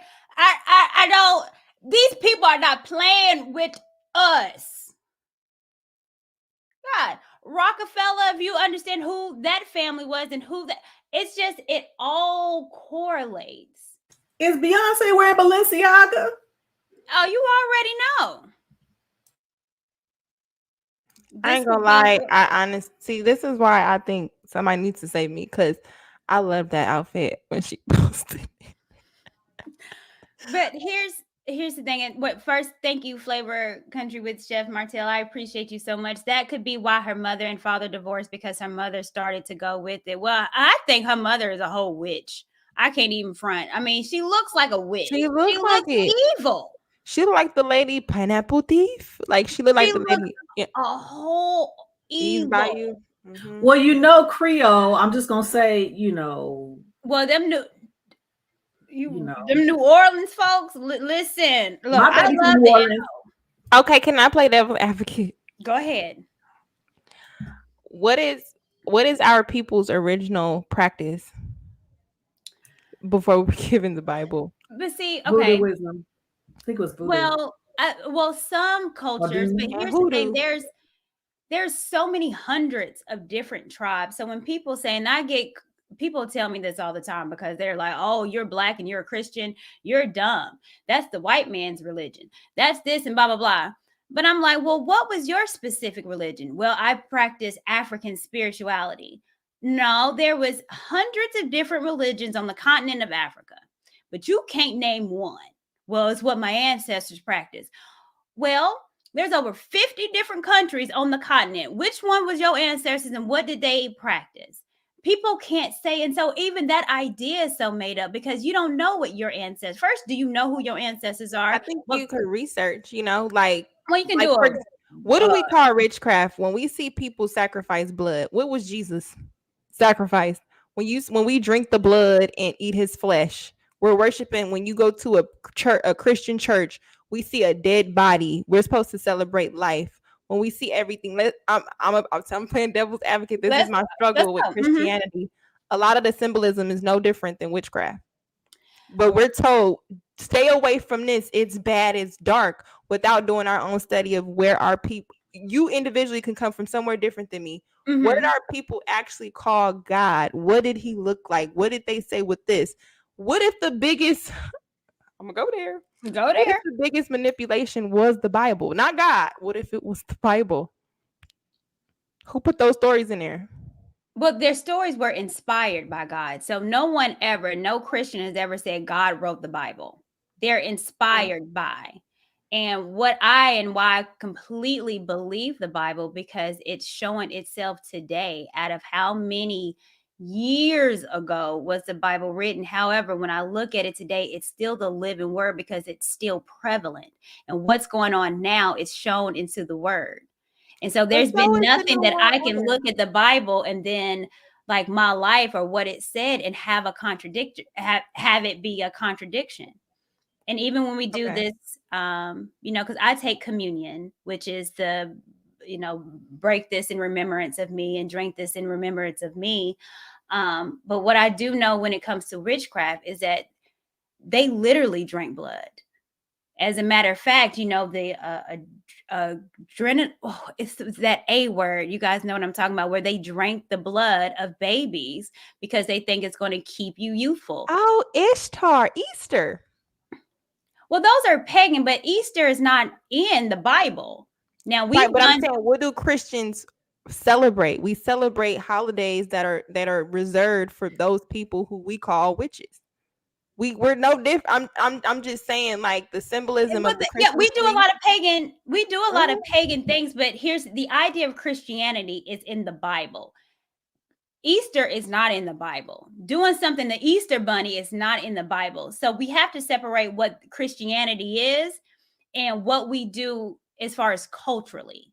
So there's a lot, like celebrating somebody's birthday. Pagan. There you go. Valentine's Day, pagan. So, but it's nothing that it's in my Bible. My Bible never said you need to worship Easter bunny or Ishtar. Never. We just do this because we celebrate the sacred and the profane.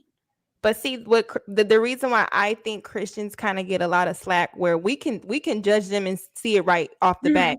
Christians kind of hide under not one accordance. You have Baptists, you have not all these different groups, and not just that. By way of trying to reach different groups, we do service on Sunday, and we're not supposed to.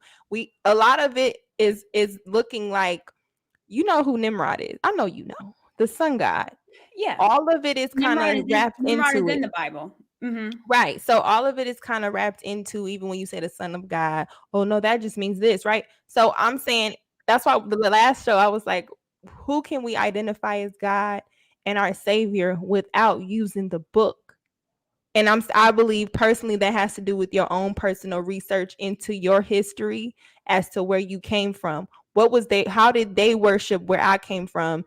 The God, how did they look at him? I think that's what I'm kind of trying to say. Like, they have darkness. What if they did some sort of understanding of something and said, you know what, I'm gonna go with this? To us, it's like, stay away from it. Because I had a cousin that was into dark magic with her husband, and she baptized in goat's blood. She was raised Christian. Nothing good came from it. I just want to put that. Yeah. But I'm just saying, once you start digging deep, you have a good side and a bad side of everything. Like, even when we're talking about this book, there are Satanists who say, we don't kill anybody. We just believe he was misunderstood.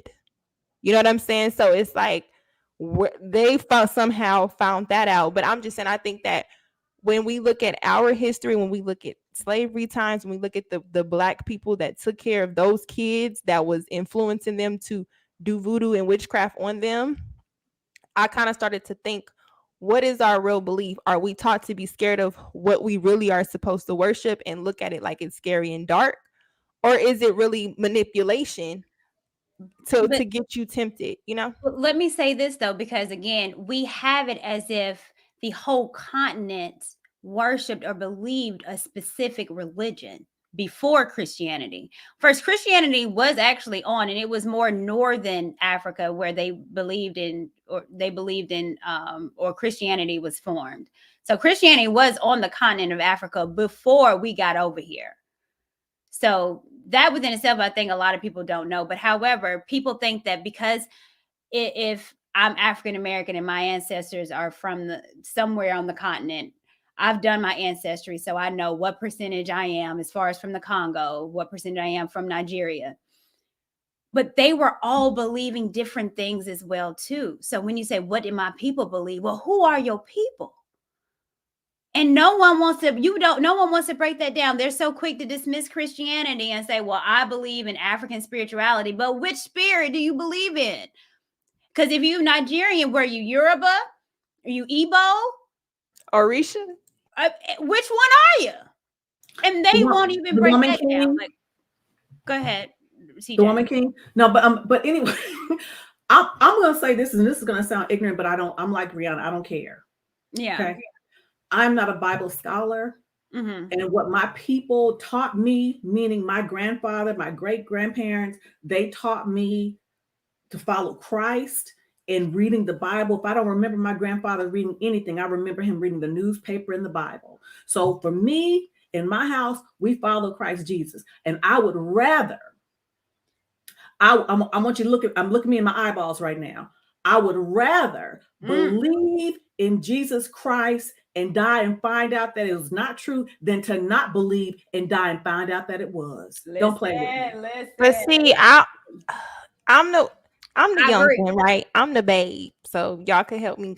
This is where we come with questions. And I ain't gonna make it about that. I'll just say, I feel the same way up to a certain extent. I don't want to be wrong.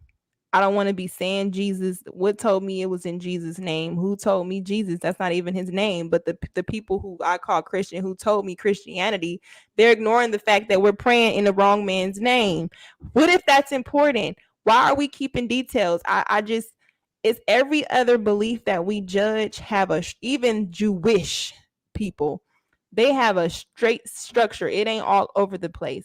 How come when Black people get sent something, it's all over the place, it's not consistent? So when I always say I'd rather pass and say, oh, I'd rather find out it's not true, but at what cost? You know what I'm saying? Like, that's why I just say I focus on meditation, but in church, they told me meditation was not good. When you really read the book, you should meditate, you know? So it's just like, because most people on our own, it's hard to kind of understand it. We go off other people's understanding who told us to understand it this way. So then we don't really do it. But yet and still, we're still influenced by all these different images that we are told to judge because this is without a doubt dark. But I'm just saying, you know what I'm saying? Like, I understand. And I think that it deserves to be talked about more. And I am so glad, Lucky, that I know more about you today. Because we can have some real deep convo. Oh, because the stuff that I be reading. All right, so check this out. I think it matters regardless of what you believe. It is a choice. Mm-hmm. It is a choice what you choose to believe, because the truth of the matter is there is enough information to convolute and confuse anybody. So again, I'm gonna keep it simple for me. I hear you. I'm gonna keep it simple. So you guys know 2015, there were reports that Beyonce and Jay-Z bought a church in somewhere, it might have been New Orleans, but somewhere in Louisiana, and they made it into a mansion, but they bought a church. And then what started popping up was masses dedicated to Beyonce. There were churches that were having services dedicated to the worship of Beyonce. And this is one of them. This happened April 13th, 2022 at a college. And they hosted the Beyonce Mass, where they were It's a Beyonce Mass is a Christian worship service that centers Black women and embraces a liberation theology for all people. This is not a service deifying or even centering Beyonce. The premise is that Beyonce's music and life reflects so many aspects of Black women's stories, which it really doesn't. Like, chill out. But there is masses, and this has been popping up, and still to this day, of churches having church centered around Beyonce. You know what this reminds me of? Oh, go ahead. Are you serious? Go ahead. She's so done. Say what?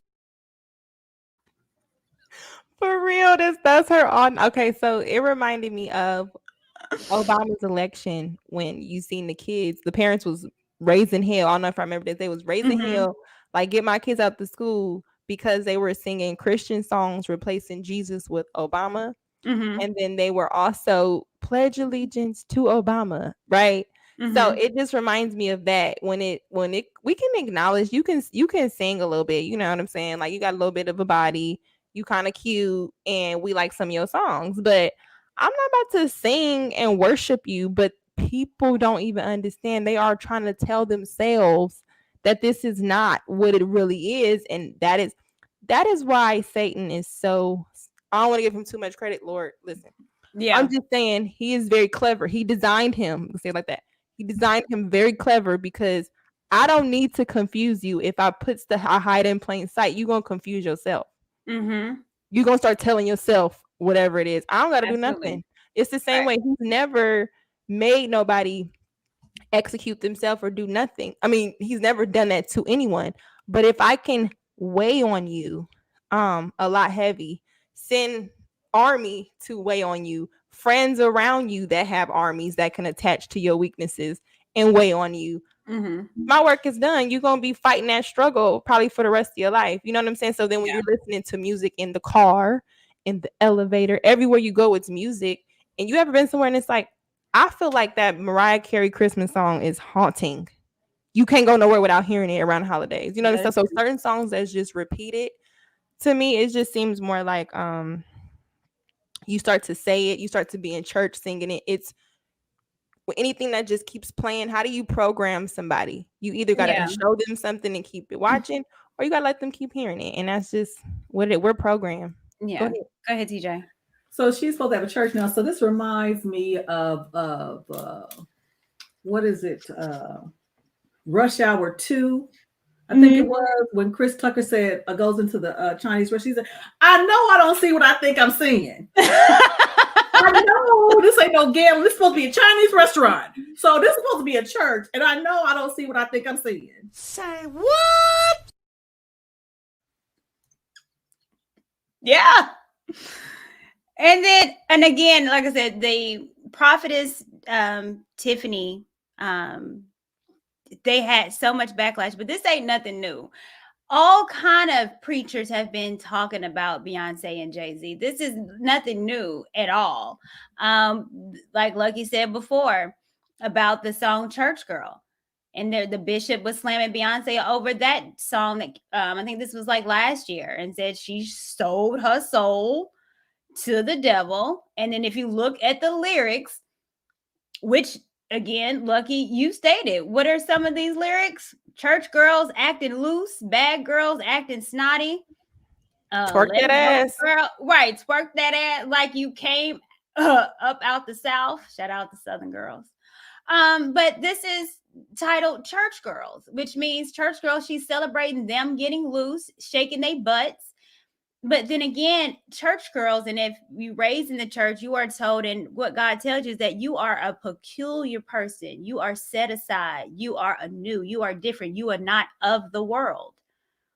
So again, everything that they do is completely opposite of what Christianity is about. And my thing is, if you gonna do this, then separate you. Then don't claim the religion.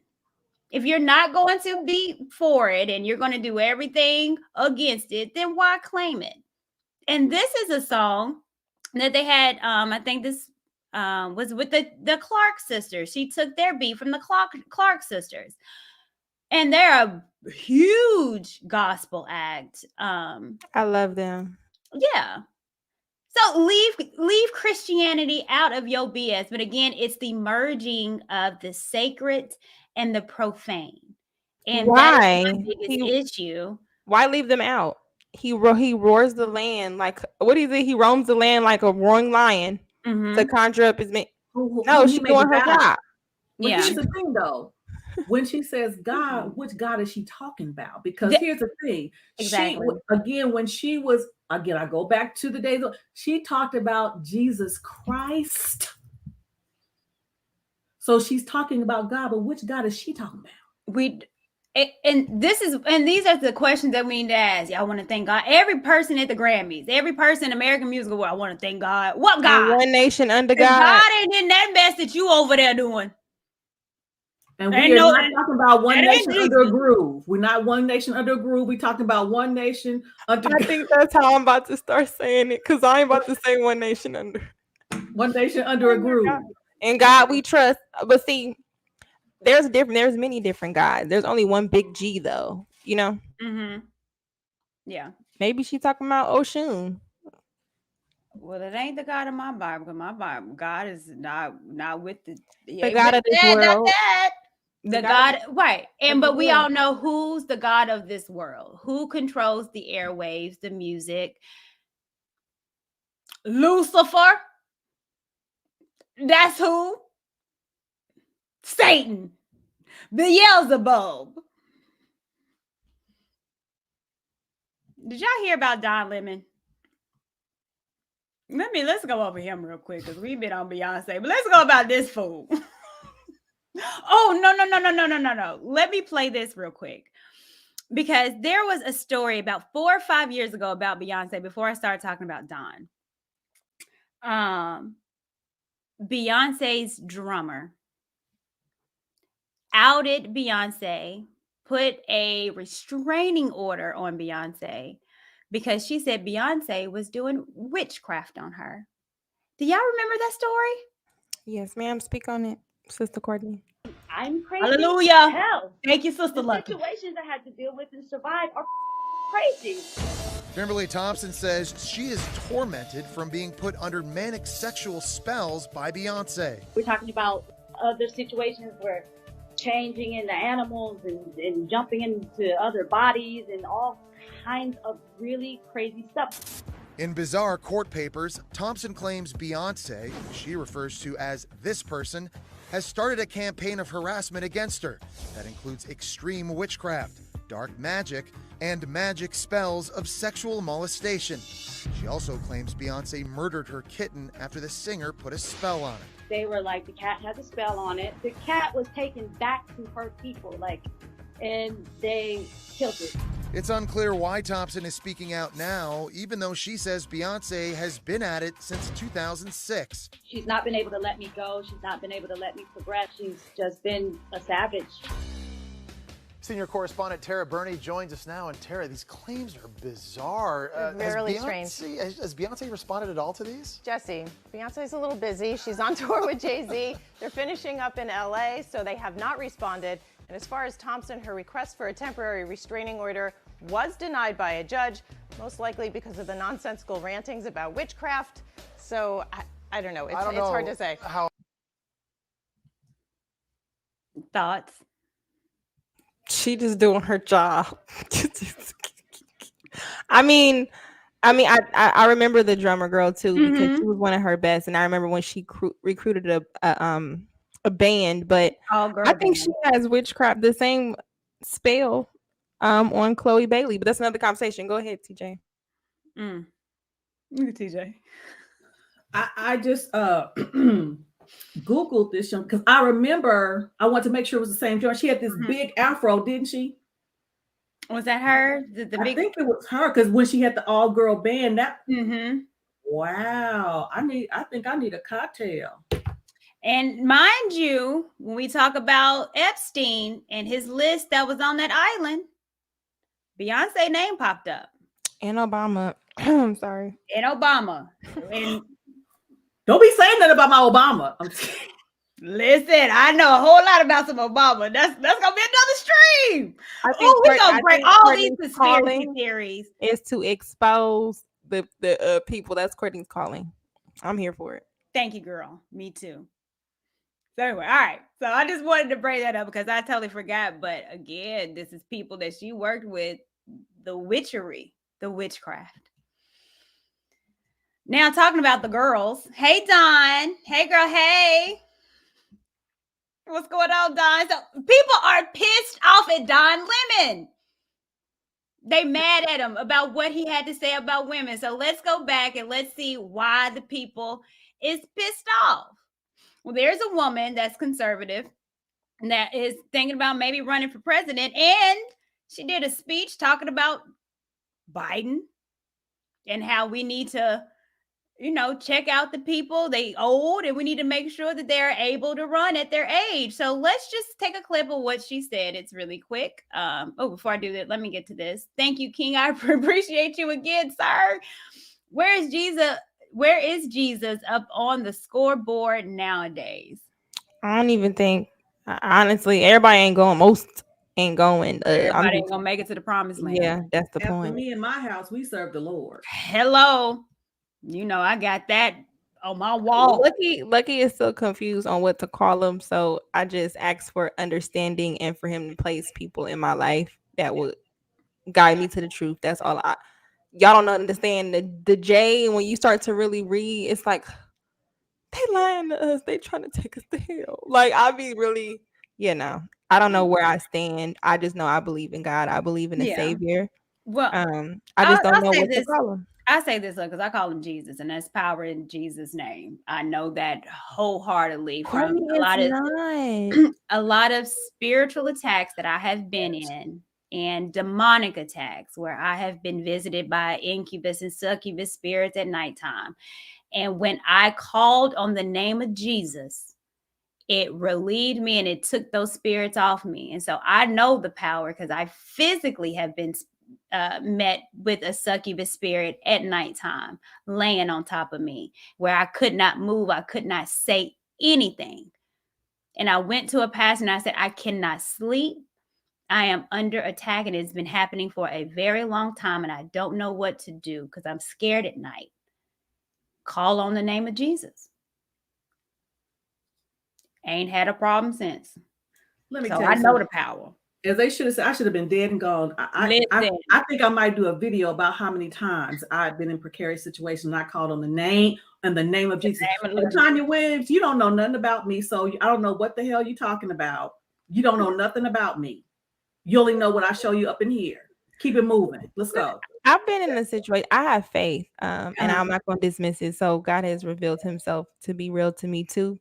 All my research is just to help me prove, but I think everything we see proves that nobody worked this hard to prove that Buddha ain't Buddha. So that alone makes me want to know what is it? Because y'all really attacking, and attacking hard. She didn't say Buddhist girl. She didn't say Indian, nothing else. It's always Christianity. And I've always said that all the religions, why are you always attacking? Why are you always attacking Christianity? Mm-hmm. If you don't believe in Jesus, leave him alone. But you can't leave him alone. You want to mock him. You want to blaspheme. You want to make a joke out of my God. Exactly. Not around so me. That's what keeps me believing in it. But I'm saying how. I'm so hooked up on how. But you can keep going. Don Lemon is fine. Let's go, Don. Let's go to sister girl Don. Now, this is what he was responding to. So I'm going to go ahead and play her. Politician will finally retire.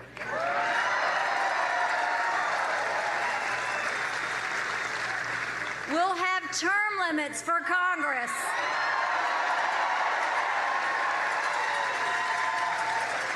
And mandatory mental competency tests for politicians over 75 years old.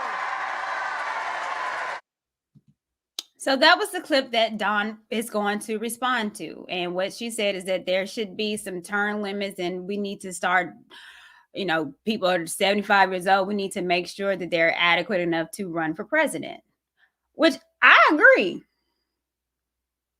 Okay, because when I look at Biden, he just looks just pitiful and sad and old and lost, and Alzheimer's kicking in, like, and he's trying to run again. I think that's a huge mistake. But Don has something to say about it. What you say about it, Don? Let's listen to you. To go down. She says people, politicians or something are not in their prime. Nikki Haley isn't in her prime. Sorry. When a woman is considered to be in her prime in her 20s and 30s and maybe 40s. What are you talking? Wait. That's not according to me. Prime for what?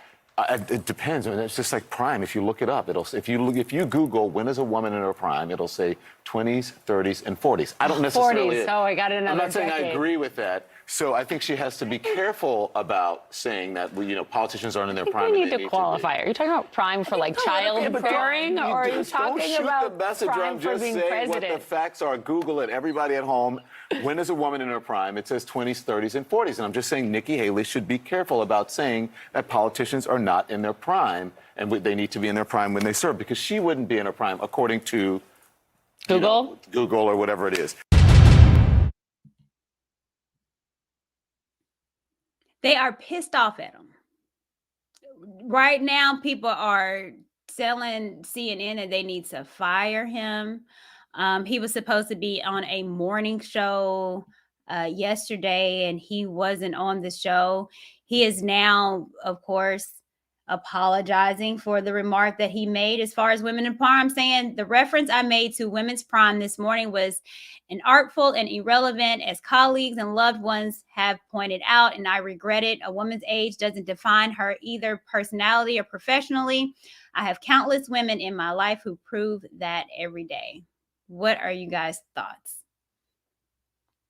Just let me off. Like, this is stressful. You can't say shit. You can't say. We understand you have a prime year. Stop acting like Madonna with this ageism and this other isms.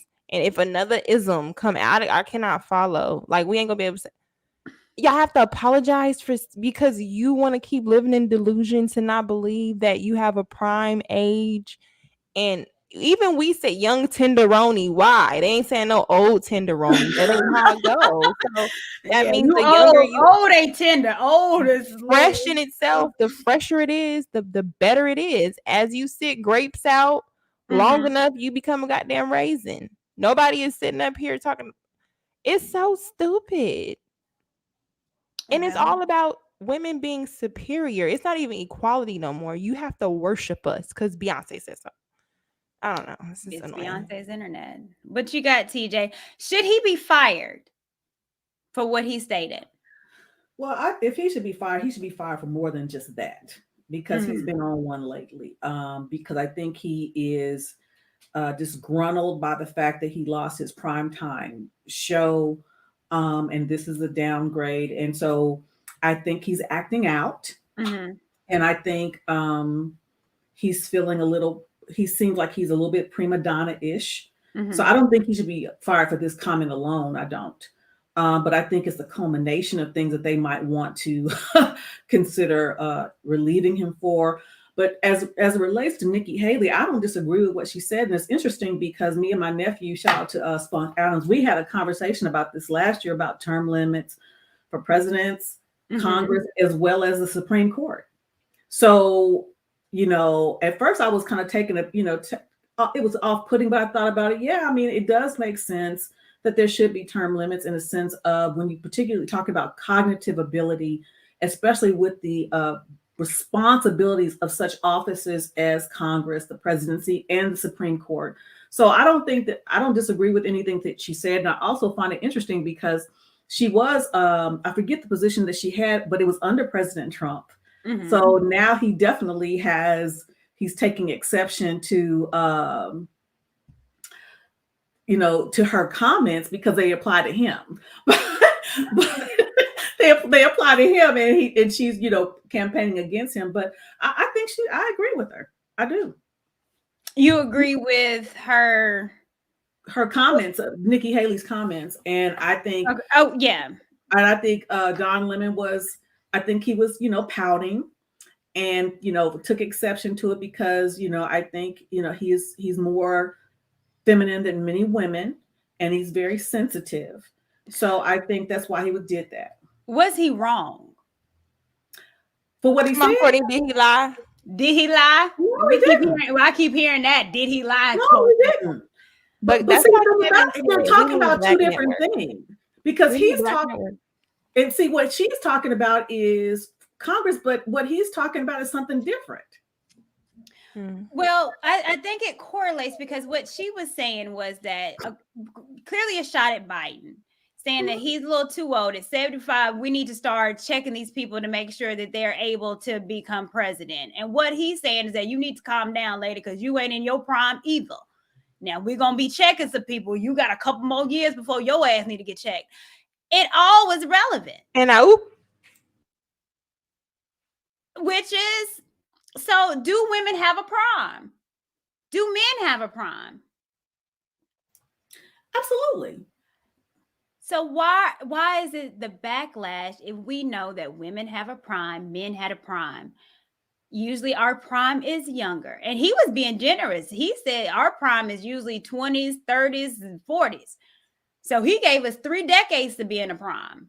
Usually they tell us our prime is 25. After you 26, too bad. So maybe that was for Black women.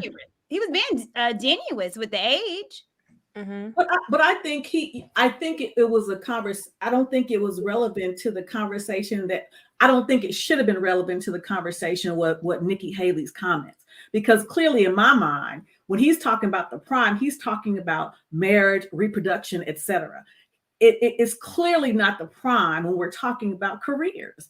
And I think that's what Nikki Haley was talking about. So I think he was telling the truth, but it was not applicable to what Nikki Haley was talking about when we're talking about public offices. And I think it was not the right place to have that conversation. What he was talking about, yeah, it's true, but we're talking about reproduction. We're talking about marriage. Yes. When we're talking about running we're running for office, running corporations, that's completely different, in my opinion. But isn't it the same though? Like in a sense, because when you're going to look for a job as a woman, they're going to pick the younger one over the one that's more closer to retirement.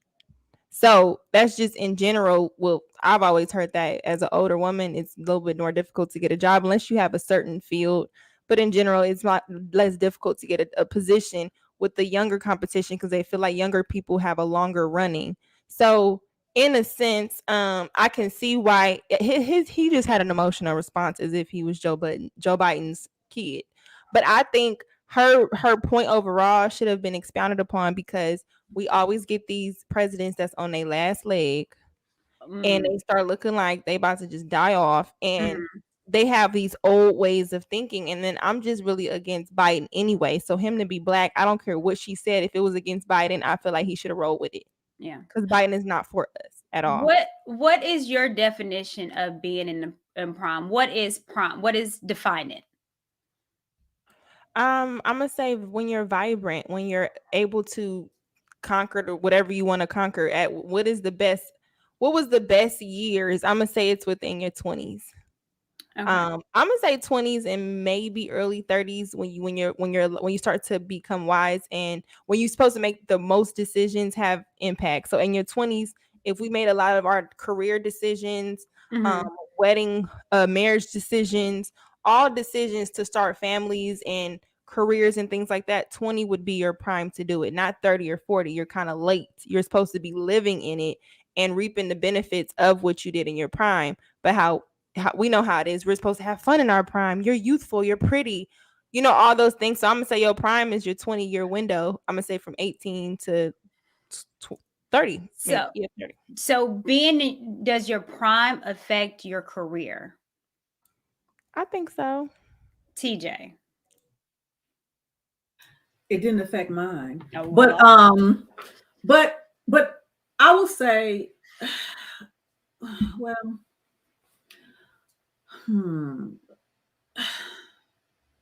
actually, what I've seen, and again, what I see, women who are in their 30s to 40s, let's say cap it at 50, 30 to 50, those were the prime years for careers. Because again, you have, amassed the education and you're on the trajectory. Now, what I will agree with, 50 up, there's a decline for women, but there's an incline for men. Right. So, but does the decline affect your career? Because That's what I'm talking about. That's what I'm talking about. Okay. That's what I'm So talking then, about. so was Don Lemon right to bring that up? Because she's in her 50s. Oh, Nikki Haley's in her 50s? Mm-hmm. He was. Well, yeah, well, I guess. Because just think of the position in career wise. The 50-year-old anchor versus the younger 20-something-year-old anchor woman. Who do you think they're going to pick? This is true. I get the that. younger, hotter one. Like and then she ain't even gotta be cute. She's just younger, so she's more vibrant. She's more jolly. Hi, coffee. If I've been here for a while and I'm 50, I'm probably not bringing y'all donuts no more. It's a lot of stuff that come with older women when they're in certain career fields that people say. Men, they get a lot more respect because he's probably the CEO now, even though she can be the CEO, but nobody wants to be led or have a boss that's an authoritative figure that's a woman. That's why every time they run up for election, we know not to pick the woman usually, because the way it is, it's supposed to be an older man spot, right? That's how it's kind of positioned. A woman don't know what she's doing, especially an older woman. That's why Hillary Clinton, she's out of touch. That's why when she tries to reach the younger people in their prime, she looks uncomfortable. She goes to stuff like Popeyes, or she goes to wherever, like some crazy place they go, what do? They call like Cardi B, or certain people, and they try to reach us. Like, I think it's a double standard. I try to get kind of more of a definition, but it's defined when we talk about a woman in her prime. It's in or during one's happiest, most successful time, in the period when one has the most energy, validity, and potential. That's when you're in your prime. So the happiest, when you're most energetic, that's your prime. So that would have been my 30s. Mm-hmm. Truly. Yeah. That would have been my 30s. Oh wow. Yeah, that would have been my 30s. Yeah. So I the backlash, I know it got people hurt because as a woman, when we talk about being our age and the older that we get, it does seem like we're not as valued anymore when we get older. And people are, we're less attractive when we get older, and men don't want you, and your womb is old. So it's a touchy subject when it comes to women and ageism, but it doesn't mean it's not true. I do believe that Don Lemon was correct. Men are in their prime much later in life. Women are in their prime at earlier in life. But not in their 70s, though. No. But you can't just say that on CNN, not on that platform. And it's interesting because like Megyn Kelly from Fox and a whole lot of people that's conservative, and even her that's conservative, had problems. So it was a joint effort on liberal folks and conservative folks. All said that he was being sexist and ageist. And now they want him fired. Let me pull this up real quick. Yep. CNN urged to get rid of Don Lemon after Haley comments. It's time to fire Don Lemon. And again, he was absent from CNN this morning on Friday on the heels of the reports that he recently snapped at co-host Caitlin Collins. So I don't know what's about to happen to good old Don, but they not done with him. Well, that's what I was saying. I think a combination, because I was reading the articles about him snapping at Caitlin Collins, and also seeing the energy between the three of them. And there is not much good chemistry between the three of them at all. And you can see it, and it's evident.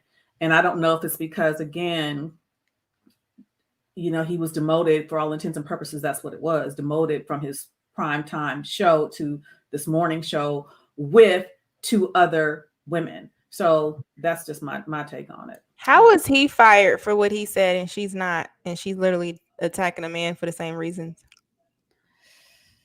Well, he's not fired yet. Well, but he's getting more of a backlash.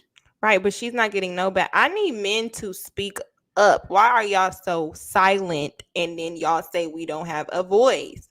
Y'all are so annoying. This is why women keep dominating in every space. They can get you fired. They can control it. You say, oh, it's these narratives. rise up. It should be some sort of problem. It is so annoying how men are weak in society and they want us to speak up all the damn time. That is so annoying. She literally just said something. They should be saying this is ageist. This is ageism. Use the same words against them. They literally say nothing. They just, Don got fired. Dang, man, you should have been quiet and submit to the white lady. No, speak up. If you want to check her. But just know you don't have no men standing behind you with it. So, girl, Yeah. I just had to have a little rant. That is so annoying. We have no men who speak. Y'all are just so weak. Well, they call it, the sisterhood or the whatever the sisterhood. We're the brotherhood. Stop worrying about us. Here's the real thing. If you speak out against a woman, then the Beyhive, the Navy, they are going to come and attack you. Even though I think a lot of what they do is psycho, but it's some uniformity, some unity, some love. It's some camaraderie in that. Men don't have it. Men don't. There's not a brotherhood of men that if you talk, I'm trying to think, have I ever seen it? But there's not a brotherhood. On YouTube, we can come together and try to dominate women, but not society and how we are respected. Yeah, where it matters. Where it matters is you take control over your community, your political, the legal shit. You want child support abolished. You have to make it happen. But Don Lemon is 56. What'd you say? Somebody asked how old Don Lemon was. I said, let me pull this up because there's someone saying men are doing fine. Are you? Are y'all? Because from what I hear on YouTube, and maybe it's just this niche, but it's not. It's saying that women are in control of everything. If that's what you want, if you don't want to live in a patriarchy, if you wanted to be a matriarchy, then keep the status quo. If you are fine how men are being treated, if you are fine with all the courts, with children courts, if you are fine, then there's no reason to have then what's the purpose of the manosphere? What's the purpose of the black manosphere if everything is fine and okay? I think the YouTube men probably have a bigger voice when it comes to us, right? But on a larger scale, I see men like D.L. Hughley gonna crack a joke about you if you get canceled. Other black men who are butt pirates to the white man in entertainment. So then they want to come in and be like, oh yeah, I think what's worse than a man not speaking up is a man being a sellout for another black man or clowning a person for being canceled. That is so feminine. And we play such a large part in helping cancel our own people while their people, and I'm just saying there, meaning if you're not black, kind of black, tainted blood, if you're not none of that, it's kind of like their stuff, like, what's his name? Charlie Sheen. You know what I sent y'all? It started having me think just about every aspect of how when Caucasians do something, even a crime is publicized differently. Ours is surviving R. Kelly, ratchet as hell. But the Jeffrey Epstein story, the real documentary, like, they didn't promote it the same way. Gayle King wasn't trying to come to Harvey Weinstein, her friend, and say something, but she gonna come to R. Kelly, and then catch him being emotional. Oh my gosh, are you okay? Triggered. All these little words. And it's just like, I'm not saying I agree, but it's just like, we got to also have some sort of, let's bring back Courtney's word. We got to have some sort of code. I don't nobody want to listen to me. I'm stupid. It has to be some kind of code that you live by, and it got to be tight. And I believe that our community needs a code. And right now, the only code that our community have is amongst women. And I wish it was amongst all of us, like with Ice Cube and with his plan for black people. It was his plan for black people. But then the women was like, no, I need something because they going to be on code. But what did the black men say? What did the black men who have large platforms say in his defense? Who said, I'm going to stand behind you? We know Diddy not gonna do it. Diddy gonna start a black house something, but we know he's a puppet too. He has a white boyfriend. So allegedly. Oh, But allegedly. it's just kind of like, but I'm gonna get the ratchet girl that's gonna keep me relevant. I gotta stick by somebody all the time that's gonna keep me relevant. Nothing about nothing about image. Nothing about us being promoted. We can sit up here and say Rihanna, she's doing a bad job with image, but I see a family. I don't see anything else that's trying to put something to combat it. You can complain, but what are you combating? There's a lot of isms coming from women, but not men. But they complaining too, silently. So where is your voice and who took it? And because maybe I'm lost and confused. Because when we say that, and I agree that it should be, and people have always said a bro code. Well, I mean, it comes when I guess with dealing with women, but it should be something where if you go against my brother and we got his back. And I don't see that a lot. And I wish that I did. And for us to say that, people know we are okay. Are you? Because again, what we see, we don't see it being okay. And if you can't fix a problem if you don't realize it or admit it. We got all these damn channels. Everybody's okay. Well, then YouTube should be a happy-go-lucky place. There'll be no passport bros if everybody was fine. People saving up to get a passport. Some of these men been saving up for 3 years. I'm just waiting to get in a male's chat that maybe have 2,000, 3,000 people. And I just want to hear the men say, you know what? Please click the link in the chat. This is to a petition. Please sign it. We are trying to get this law passed. I would just love for men who have such a big voice to understand you only need you only need a couple hundred signatures to present it to Congress. There is more people in your chat. Do you care or you don't? I feel like we should probably call your bluff out. If not, just shut up. All right, let me get to Super Drive. Then I want to get to my last topic of the day, you guys. But combat infantry vet E6 type. Oh, thank you for your service. My wife and myself have raised an exceptional young man who is in a process of attaining his master's in software engineering. His dating pool is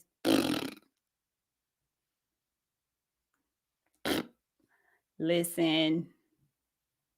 I have a niece that's in college who's gorgeous and very smart, by the way. No, wait a minute. Well, we need to put his IG in the chat. We about to make a love connection. A fine young lady. And she was raised right with manners, class, elegance, because her mother and her aunt and her grandmother, yes. The divine. Love connection time. That's what I'm talking about. All right. So TJ, this is going to be for you. And I'm glad that we had someone that's in the military, because this is going to go about our security and what has been going on with these Chinese spy balloons. What the hell is going on? We're being punked. U.S. tracked Chinese balloon from launch. So there's been I wanted to give a timeline for those that maybe don't know and maybe heard this and that, but I wanted to give and go over a quick timeline. Thank you for the super sticker. I appreciate that. But let's go over the timeline. All right. So January the 28th, China's surveillance balloon entered into the U.S. airspace near Alaska before transitioning over to Canada and the continental U.S. By February the 2nd, the Defense Department said it was tracking the balloon over the U.S., and the balloon had been over Montana a day earlier on February the 1st. Following the announcement, the balloon stopped loitering and proceeded as fast as it could toward the East Coast, said a U.S. official. On February the 4th, a U.S. fighter jet shot down the balloon off the coast of South Carolina. Now, this is what I thought was interesting. Let me make this bigger. Can I? Okay. The spy balloon's height was comparable to the Statue of Liberty. So imagine how big that balloon was. It was about 200 feet tall with a jetliner size. Defense Melissa, blah, blah, blah, blah. It had collection pod equipment, including high-tech equipment that could collect communication signals and other sensitive information, and solar panels located on the metal truss suspended below the balloon. It had equipment that was clearly for intelligence surveillance, including multiple antennas that were likely capable of collecting and geolocating communications. Thoughts? Do you think it's gonna be I think it's time for the U.S. to experience a war or an invasion. Girl, don't call that. Don't say that. Don't Okay, speak well, that into existence. Okay, I'm sorry. Well, I was just going off movies that have been telling us stuff. So I think if we look at the other countries and things like that, how they have weapons, how they do destructions, it is to, I don't want to say the wrong stuff. So I think that this is what they are promoting, but I don't even think them balloons came from China. Like, why would you announce it? If they spy balloons, hey, today at 4:00, I'm going to shoot down the spy balloons. Tell everybody, but it's a secret. Like, just do it. I don't understand why we have to know other than to get us talking about it. And I'm the person that think everything is a distraction to something else. So I think it's fake, but I don't think we would mess with China for real, because a lot of our goods and trades come from China. And I think that if America is pretty much trying to make themselves, maybe we're going to start doing trades with other countries, which I strongly doubt. But China's been trying to come for us allegedly for a while. So I think, why provoke it? And I don't know. I think it's a bluff, and I don't really think it's real. But if it is, we're going to get a response that we don't want. All right. TJ, what you got? Well, I don't think it was a bluff. I watched and listened to the Pentagon briefing that took place on Super Bowl Sunday. It's not that the balloon has particular markings, but again, they had received intelligence indicating that the balloon was from China. What I believe is this. I believe that we are on the precipice of an engagement, because during the Pentagon briefing, they indicated that the General Van Hel, I forget his last name, but I think one of the media personnel asked, when have they had this type of need to scramble jets to shoot down things? And the general himself, and when you consider a general officer, they've been in the military at least 25 years, at least.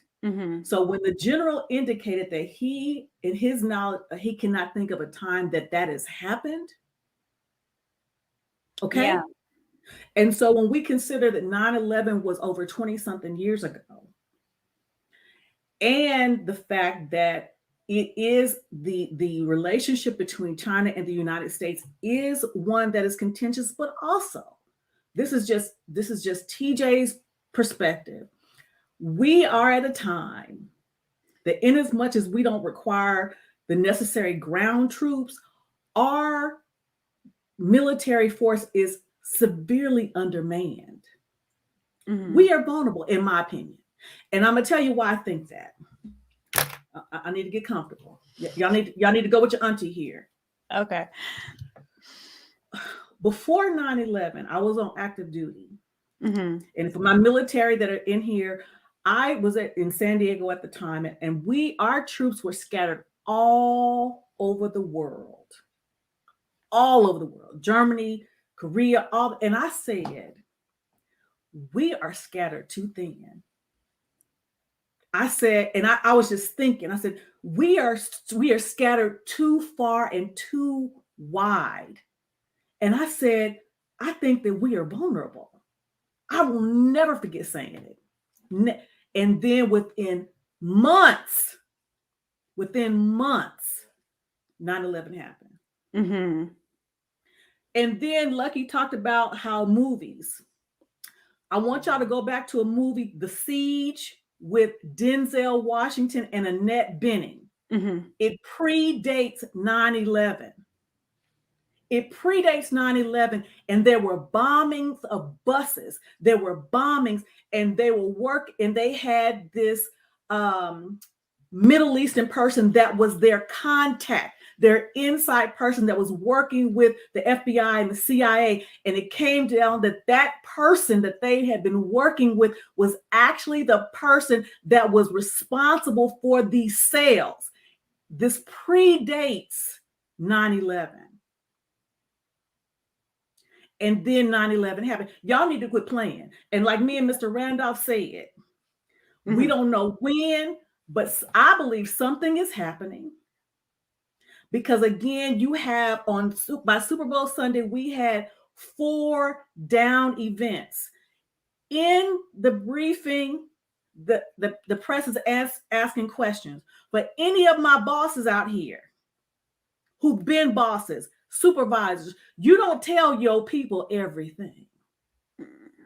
You tell them what you believe they need to know at their level.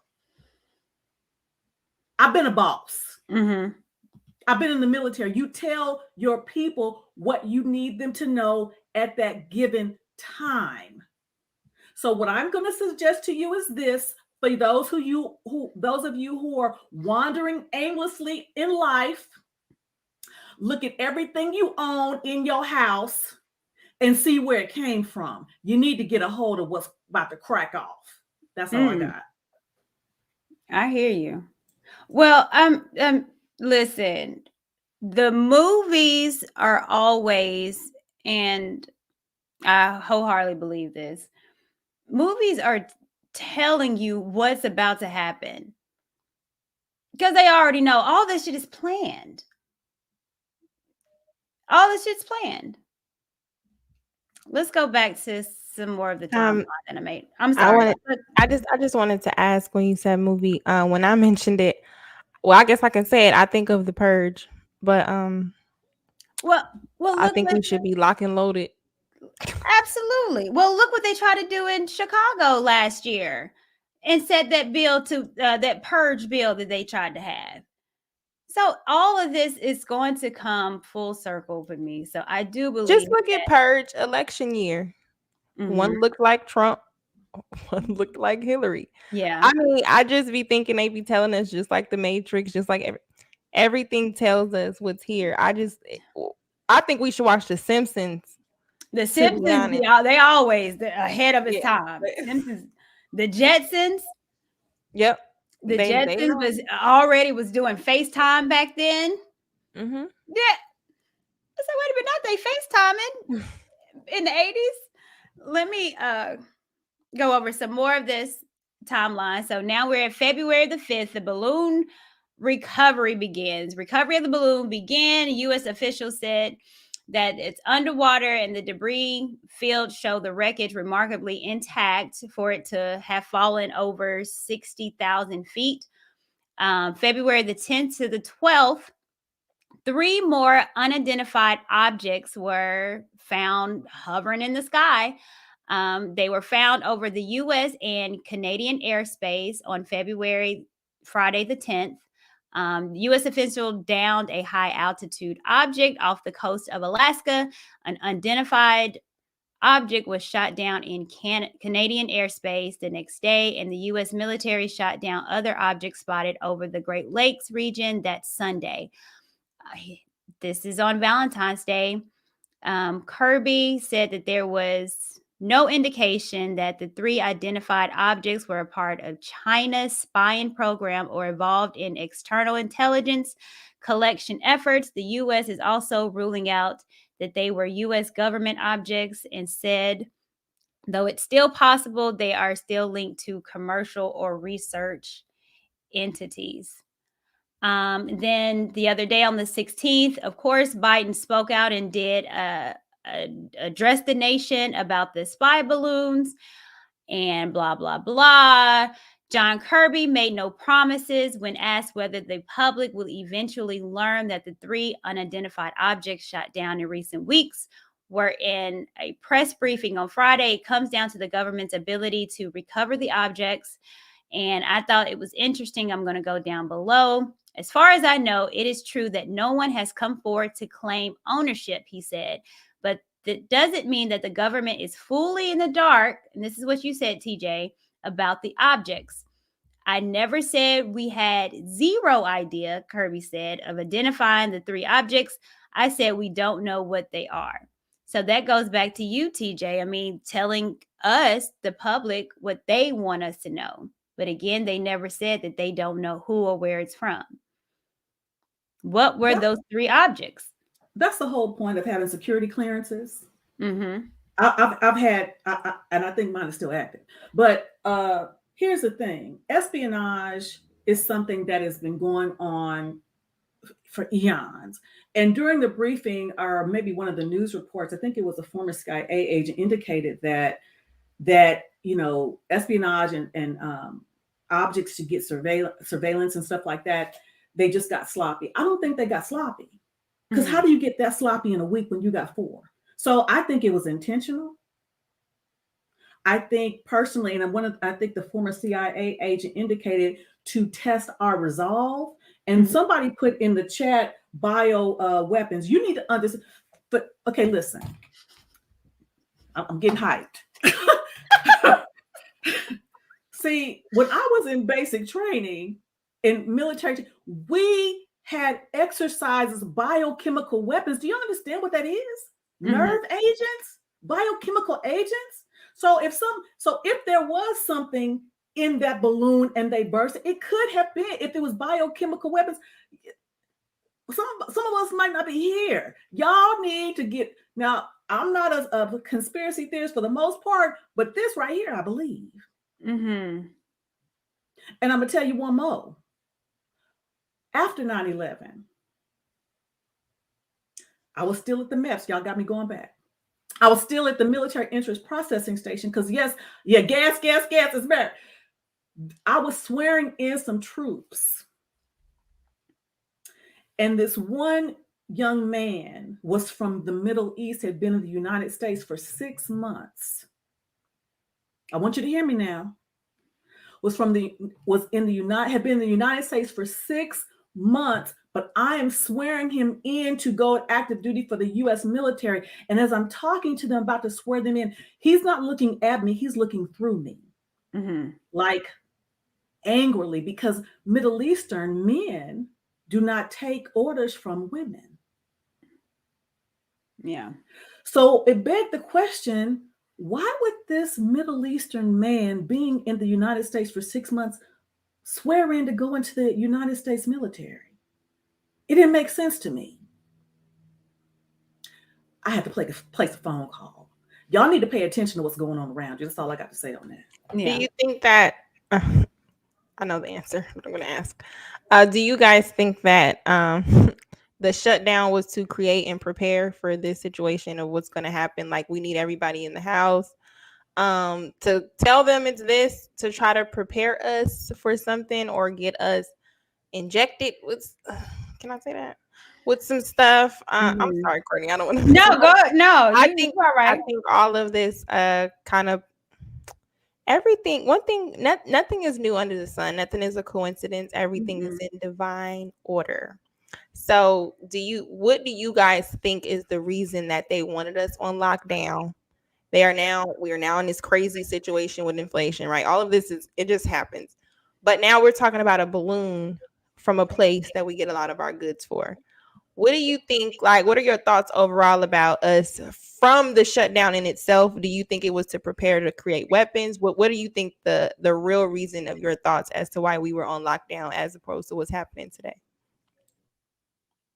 TJ, you want to take that first, or? Well, to be honest, I can't. I don't know.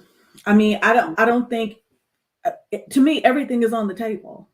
To be honest, and again, there is a book that was written. I forget who it was written by, but there was a part of the book that specifically talked about a strain that came from, was it a part of China, that was created in a lab. And this book was written in 1980, 1990 something, that specifically talked about something just like COVID. And it talked about as quickly as the virus came, it was as quickly as it went away. You talking about Sylvia Brown?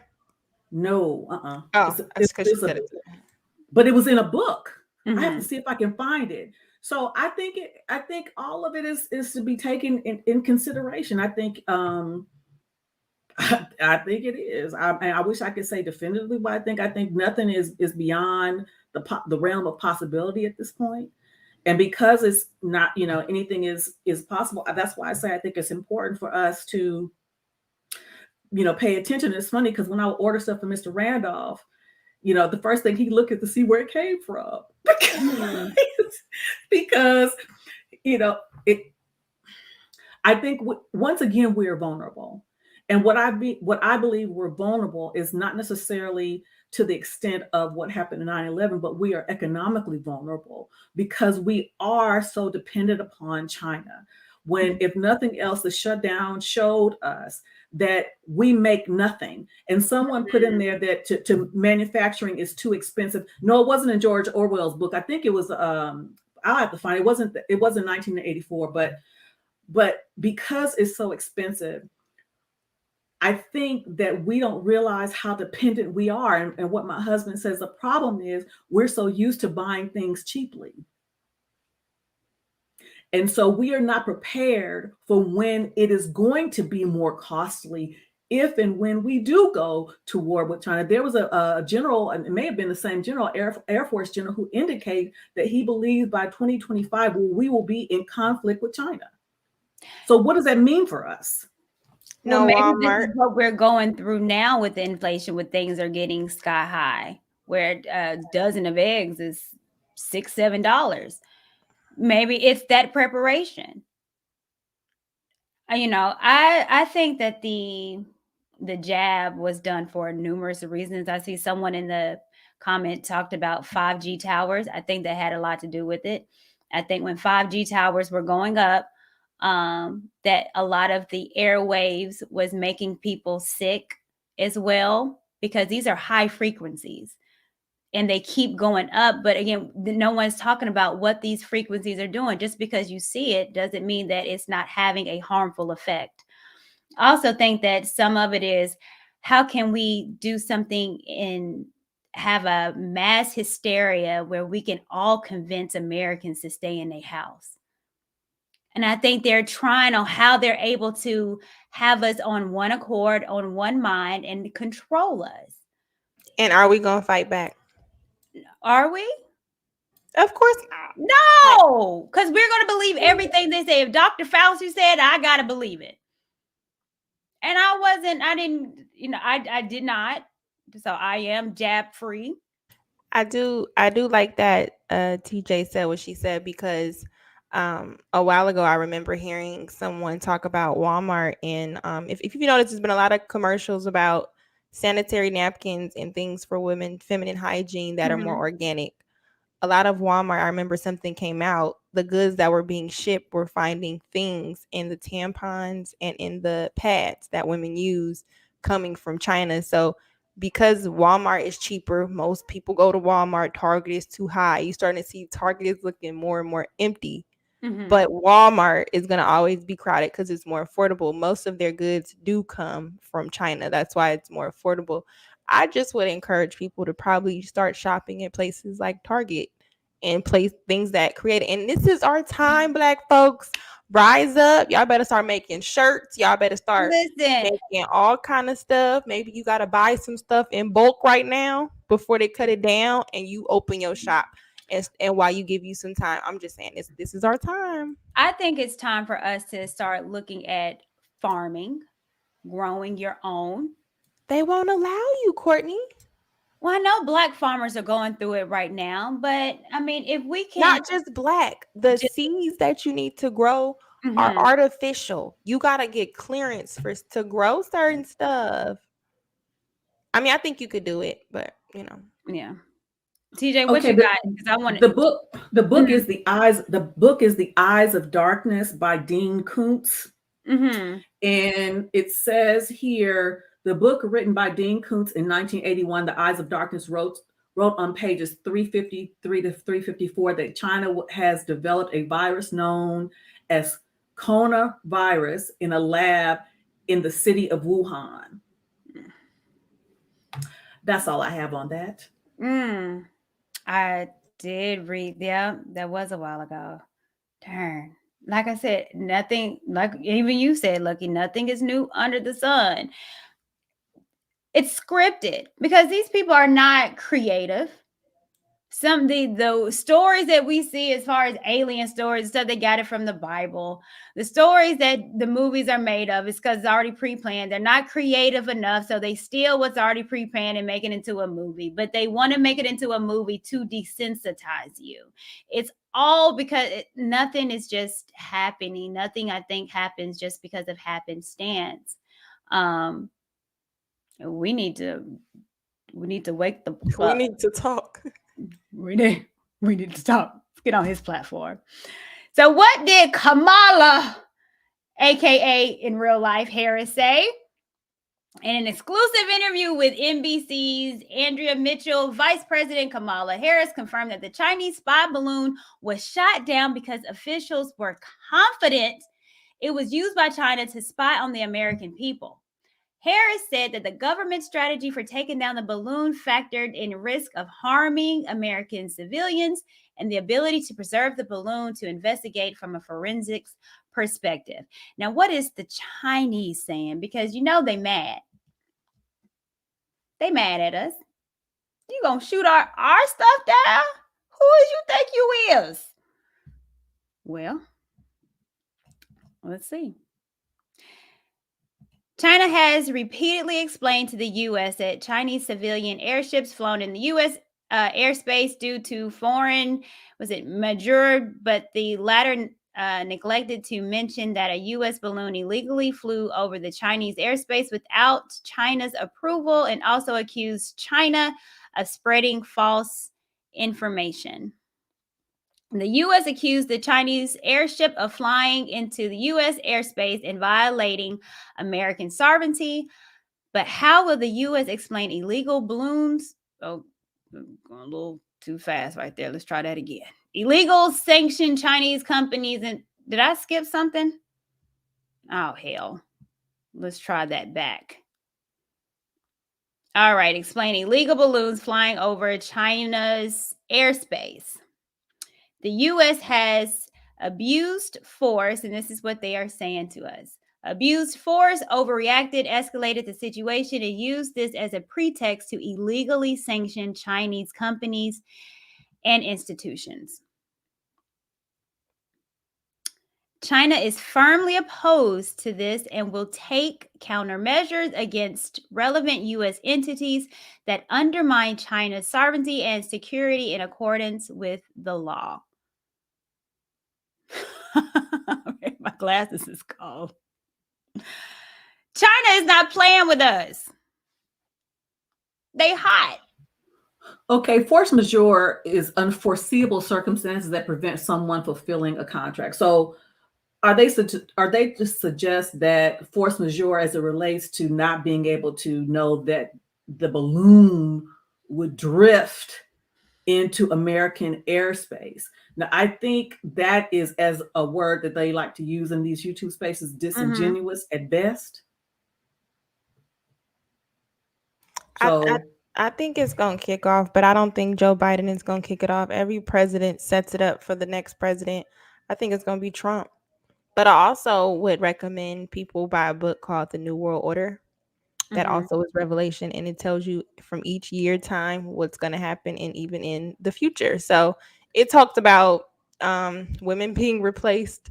You're not going to be able to call yourself a woman as we see it. Everything as above, as so below. Like, it is going to be different. Everything is just, that's why I say I just live here. Yeah, go ahead, Courtney. Listen, I'm waiting for the second coming. All right, so let me go over a couple of these super chats. World War III will happen and it will touch our soil. Americans are used to watching war on TV. Life as you know it will definitely change, and that is the scary part to me. That's why Logic moving to Germany, huh? Well, he's moving with his job, but I just think he's just over something. America. That's what I be thinking. He start moving somewhere else. I'm like, dang, should I move too? Right. If you want to spy on American people, all you need is Instagram, Deezer. They're facts. And they're doing that too. See, I'm gonna go ahead and say this. I'm sorry if you don't like it, y'all. The problem is Americans, we're so freaking arrogant. That's the problem. We are so freaking arrogant that we think our own shit don't smell, but somebody's gonna wipe our asses in a minute if we ain't careful. And that's a fact. That's a fact. And the thing is, TJ, like I said, in the Chinese, they gave us TikTok to make us more dumb. And they don't even use it. For the kids, those children over there are not able, it's some stuff they're not able to see. And so it's limited of what they have. But over here, oh no, all we doing is no, but Snapchat all day, just dancing like a fool. Face recognition. You can't open your phone without your face, which is my phone is made in China. Like everything is spying on us. I don't know if y'all ever seen Eagle Eye, but I honestly think Eagle Eye is a lot like what's going on. So even if you look at everything is under surveillance, and I like that you said that, TJ, we are being spied on. It's called the metaverse. Everything has to change. Why you have to get an update on your phone? There's some little bug. Update your phone. It's just everything is something you could do. Like you can turn off everything in your house unless you live somewhere where we're on tumbleweeds and all of that. Like I'm with Courtney on the farming and the house phone. Like that's and some cows. Yeah. Face recognition. You remember the phones where you had to use your thumb. So now they got your fingerprints. When you want to do ancestry.com, they already have your DNA. They can clone you. You're clonable. We can make your face. We have your fingerprints. Oh, Lord. And now we have your DNA. That's why I said, is that really Beyonce? We freely give it to them. They don't have to arrest us anymore. We give it to you. Here you go. Here's my DNA. Here go my fingerprints. This is my face. And the Instagram filters. You all turn in. So they got all of you. Oh, it's probably a Courtney taking somebody's order on another planet right now. Yeah. You ever seen that movie Passengers? No. I recommend it. They were people who America took a group of people on this ship to send them into space, but they were traveling to another planet to start life, and you had to be signed off in some sort of way. So if you were broke in America, though, they knew your record. So you were going to be broke in the new planet. If you had money, you were going to have money in the new planet. But the thing about it is you were supposed to be in these pods that kept your body preserved to be able to live, to go all the way to the other planet. You were on this ship. And what they were saying is the world that we know it. That's why you brought up Jay-Z. Glad y'all did it. It's a song called Who Run This Town. They talk about having a place to go. Rihanna. They talk about having a place to go when the world is destroyed. So they don't believe like we believe. So when the places they're going to go is, I make sure I have enough money. And the secret is there's life somewhere else. So I have enough money to take myself to another planet outside of here while all of you people perish. Yeah. Well, in Denver and the airport in Denver, and underneath it, there's portals that you go underneath that. It's a whole nother city in Denver underneath the airport. There was an article that I read the other day about in Disneyland. They said that there's portals in Disneyland underneath it that you're able to travel the world, and you travel the world will travel in the US, and no one can detect you because it's all underground. It's just so much that I know that goes on that is demonic. And, I think if we really found out what was really going on, I don't know. Find out. You may want to become an Eastern Star. I'm going to find out because Disney was a 33rd degree Mason. So. Oh, well, there's sixes all up in the whole Disney world. Man, we going to talk about, that brings my heart joy talking about this stuff because I believe it's true.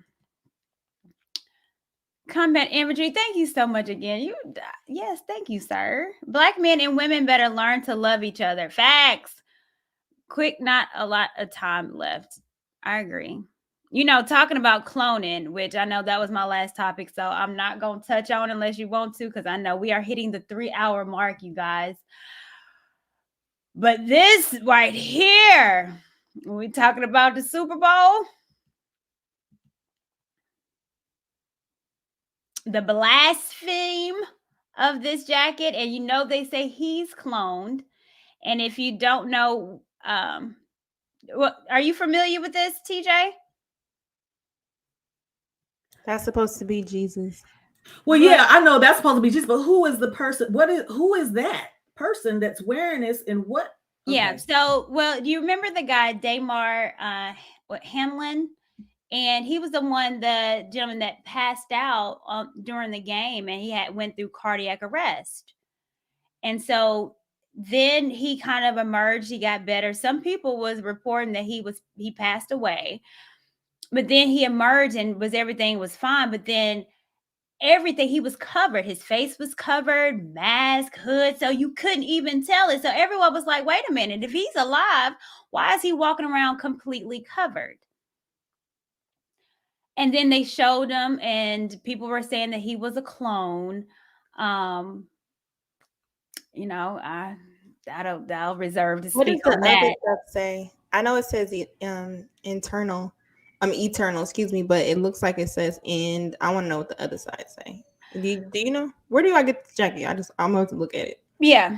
So this is the jacket that pissed off a lot of people, and we keep the cloning him aside, but this jacket, which he wore in the Super Bowl, which I was surprised of, because he was so, thank you, God, and God this and God this. But like we said before, we don't know what God they're worshiping. And so when he came out with this jacket, and I said, wait a minute, that's Jesus on the cross, but he looks demonic and disgusting and grotesque. Why would you do that of your Lord and Savior? And then it has, those little paper dolls back in the day where that's a red dress. Yeah. So that red, we talked about red. Sacrifice. With a blue wig. Yeah.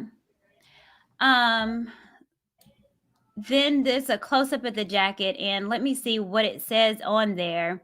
Is without end or beginning, there is no day and there is no night. Which I think that's like a biblical reference. But I was like, what's up with this jacket, man? It was offensive to me. And again, attacking Christianity. Leave Christ alone. Why? Leave him alone. Why? I'm ordered to attack him. Jeez. Well, the Bible talks about the attack on Christianity also, and I never thought Christianity or Christ. Well, Christ, but again, those who follow Christ, those who follow Christ, again, because you don't see Islam having to defend itself, or Judaism. You don't see that having to defend, or you don't. It's just certain places you're not going to be able to go. Yeah, you're not going to be able to go with. You're not going to be able to do that. I agree. So I think it's just really this stuff is like overwhelming with emotions, not in a like crying way, but it's very overwhelming because it makes you just want to log off. And this is why I admire Muslims. They pray 7 times a day. This lady was braiding my hair. She stopped to pray, and I'm like, you know what? As much as I really feel like you should have finished my hair, but when that timer went off, I'm like, I love how she's so diligent. Why aren't we that diligent? And we say we believe. Like, we always try to talk about grace. We weaponize Christianity. We in ourselves are workers of iniquity. But yet still, we want to go. Like, how are we better than these people who blatantly say, look, F it. You know what I'm saying? I'm going to rock the death of your king, right? And I'm going to wear it around you. Ain't nobody gonna tell me to take it off. If this was Jewish, I like to say ish people, he could not wear nothing that represent. But Jewish people were supposed to be God's chosen people, so why aren't they offended? Yeah, some just don't really be adding up, like, to me. So it's just overwhelming because it's a lot of information, a lot of confusion, but it's also like what is, so do I get offended because they say that's white Jesus and Jesus was black? Like, should that matter? It's just and I'm to be honest with you, when they say you worshiping a white Jesus, I don't. The Bible specifically states not to make any grave images of Jesus. It specifically says that in the Bible. So again, what we are accustomed to is not what is biblically correct. So you're not supposed to do any paintings of Jesus. There's nothing in the Bible that specifically says Jesus race. And at the end of the day, if he's purple, blue, green, I don't care. I don't care. Because when I pass away, my spirit ain't a color. My soul is not a black. It's well, maybe my soul will go. My soul is black. What's up, Jesus? I'm here. I've been waiting. No, I don't know. It's gonna be bigger. We made it. We made it, Jesus. I'm here. I've been calling you. I've been wanting to meet you or whatever. What's that, Tiffany Haddish? Oh, this is nice. And my soul might speak that way. I don't know. But I don't care about that. But the Bible specifically say don't make any grave images of Jesus. So we're not supposed to do that. Let me go over this because this was I wanted to discuss. Hey sis, Christianity is not in the Bible. Let's have the discussion. I'm all for the discussion. And you're right. The word Christianity is not in the Bible. However, all Christianity is being Christ-like. It's following Jesus. That is in the Bible. The word gay is not in the Bible. Does it mean it doesn't speak about homosexuality? It does. So I don't need the necessary word to be in the Bible to understand what the Bible specifically is talking about. So no, Christianity, the word is not in there. But to follow God, who do you think the disciples were? Did the disciples follow Christ? Judas, he backslid like some of us do, but they were followers. Those were the first Christians.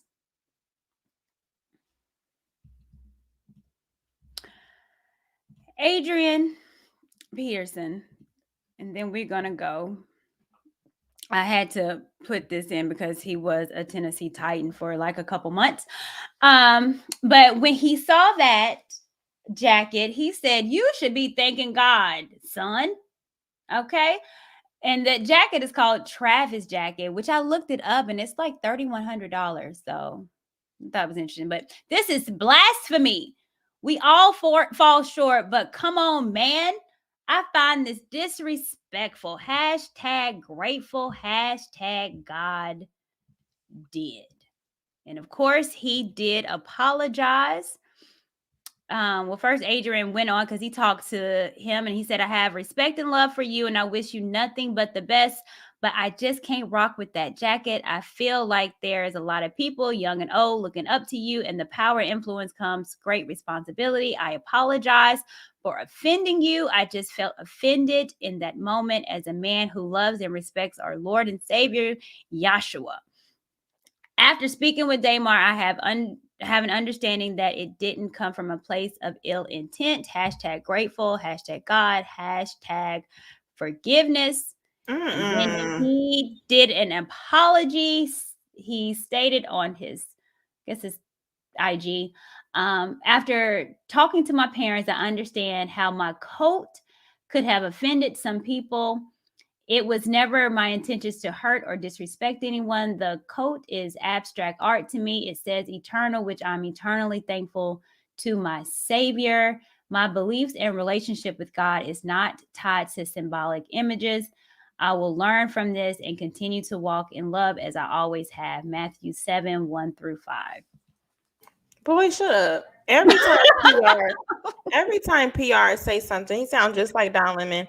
After talking to my insert person here, I realized, like, dude, shut up. You wore the jacket for a wow factor. You got it. I'm happy that the dude spoke up, but ain't no hashtag forgiveness and forget. I get it. We supposed to forgive. Forgive don't mean we allow it. No, he should have been fired to his ass because you can't. It should be repercussions now. If it's so offensive to you, don't say, "Sir, you can't do that. It's offensive." But forgiveness. That is so weak. No other religious group does that, but Christian group. We so accepting. And what happens when we invite everything in? We're supposed to be set apart, be in the world, not of the world. Why do we allow stuff that's becoming of the world by way of saying forgive? God is not weak. He gonna kick your ass. He mean what he say. He not saying hello. He was the one burning stuff down. Go there, tear everything down. Then when you come back, but God, I brought this for you. I said no. Do you want me to kill you too? Like, that's the God we serve. I don't know why y'all, it makes it seem like this. Or you look, I told you not to look back. Yeah, girl, bye. You pillar of salt. Bye. So it's not even God or Yeshua himself. It's the way it's presented as if we are supposed to be weak, and just they overly do forgiveness to me. It's like sick at this point. Yeah. Well, I hear you. Well, my lovely ladies, that is what we have in this week of Say what?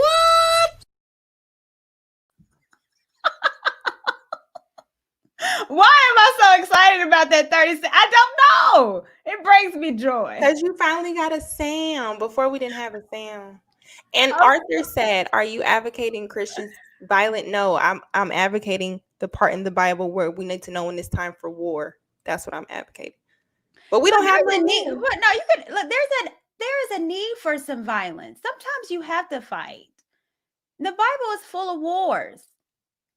And we're going to go, that's what Revelation is. It's going to be a war. You are in a war with spiritualities, with demons.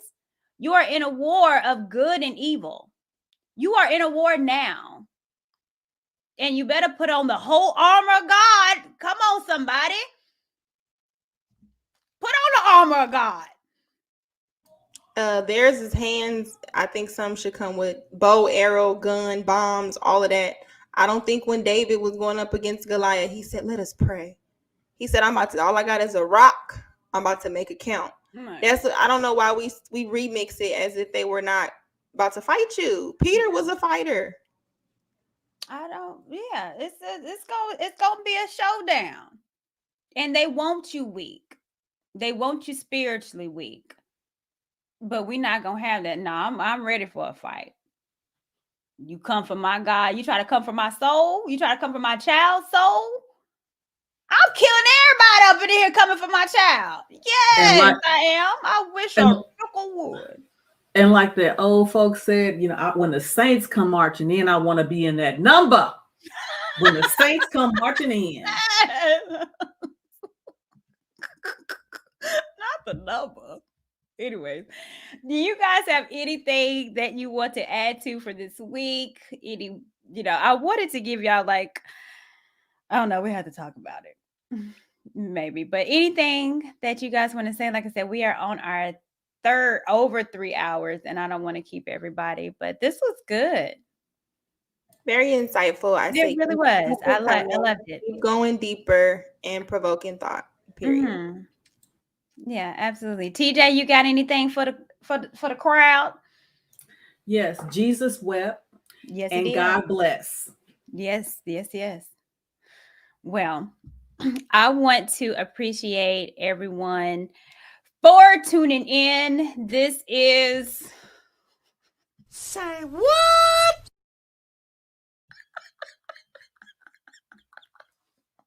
I don't know why I like that so much. But I do. Maybe because it's Lionel Richie. But anyways, we're going to go ahead and end it here. You guys, we will be here next week with some more hot topics. Again, if there's something that you guys want to discuss, shoot me an email. TJ, Lucky, their pages is also in the description. So you guys make sure you sub to these two beautiful ladies. And you guys, I'm going to go. It is a pretty day here in the lovely state of Tennessee. So I think I'm going to go. I got on my denim dress. I'm about to show off. Girl, something about denim. And you got the lip popping. I know you got a clutch bag and shoes. I'm about to put on a pump and go about my business. I've been playing with my husband all week since he's been home for vacation. Sorry. Anyway. All right. Well, we're about to head off, you guys. Thank you so much. And again, we will see you guys next week. Say what? I'm sorry. Be a blessing.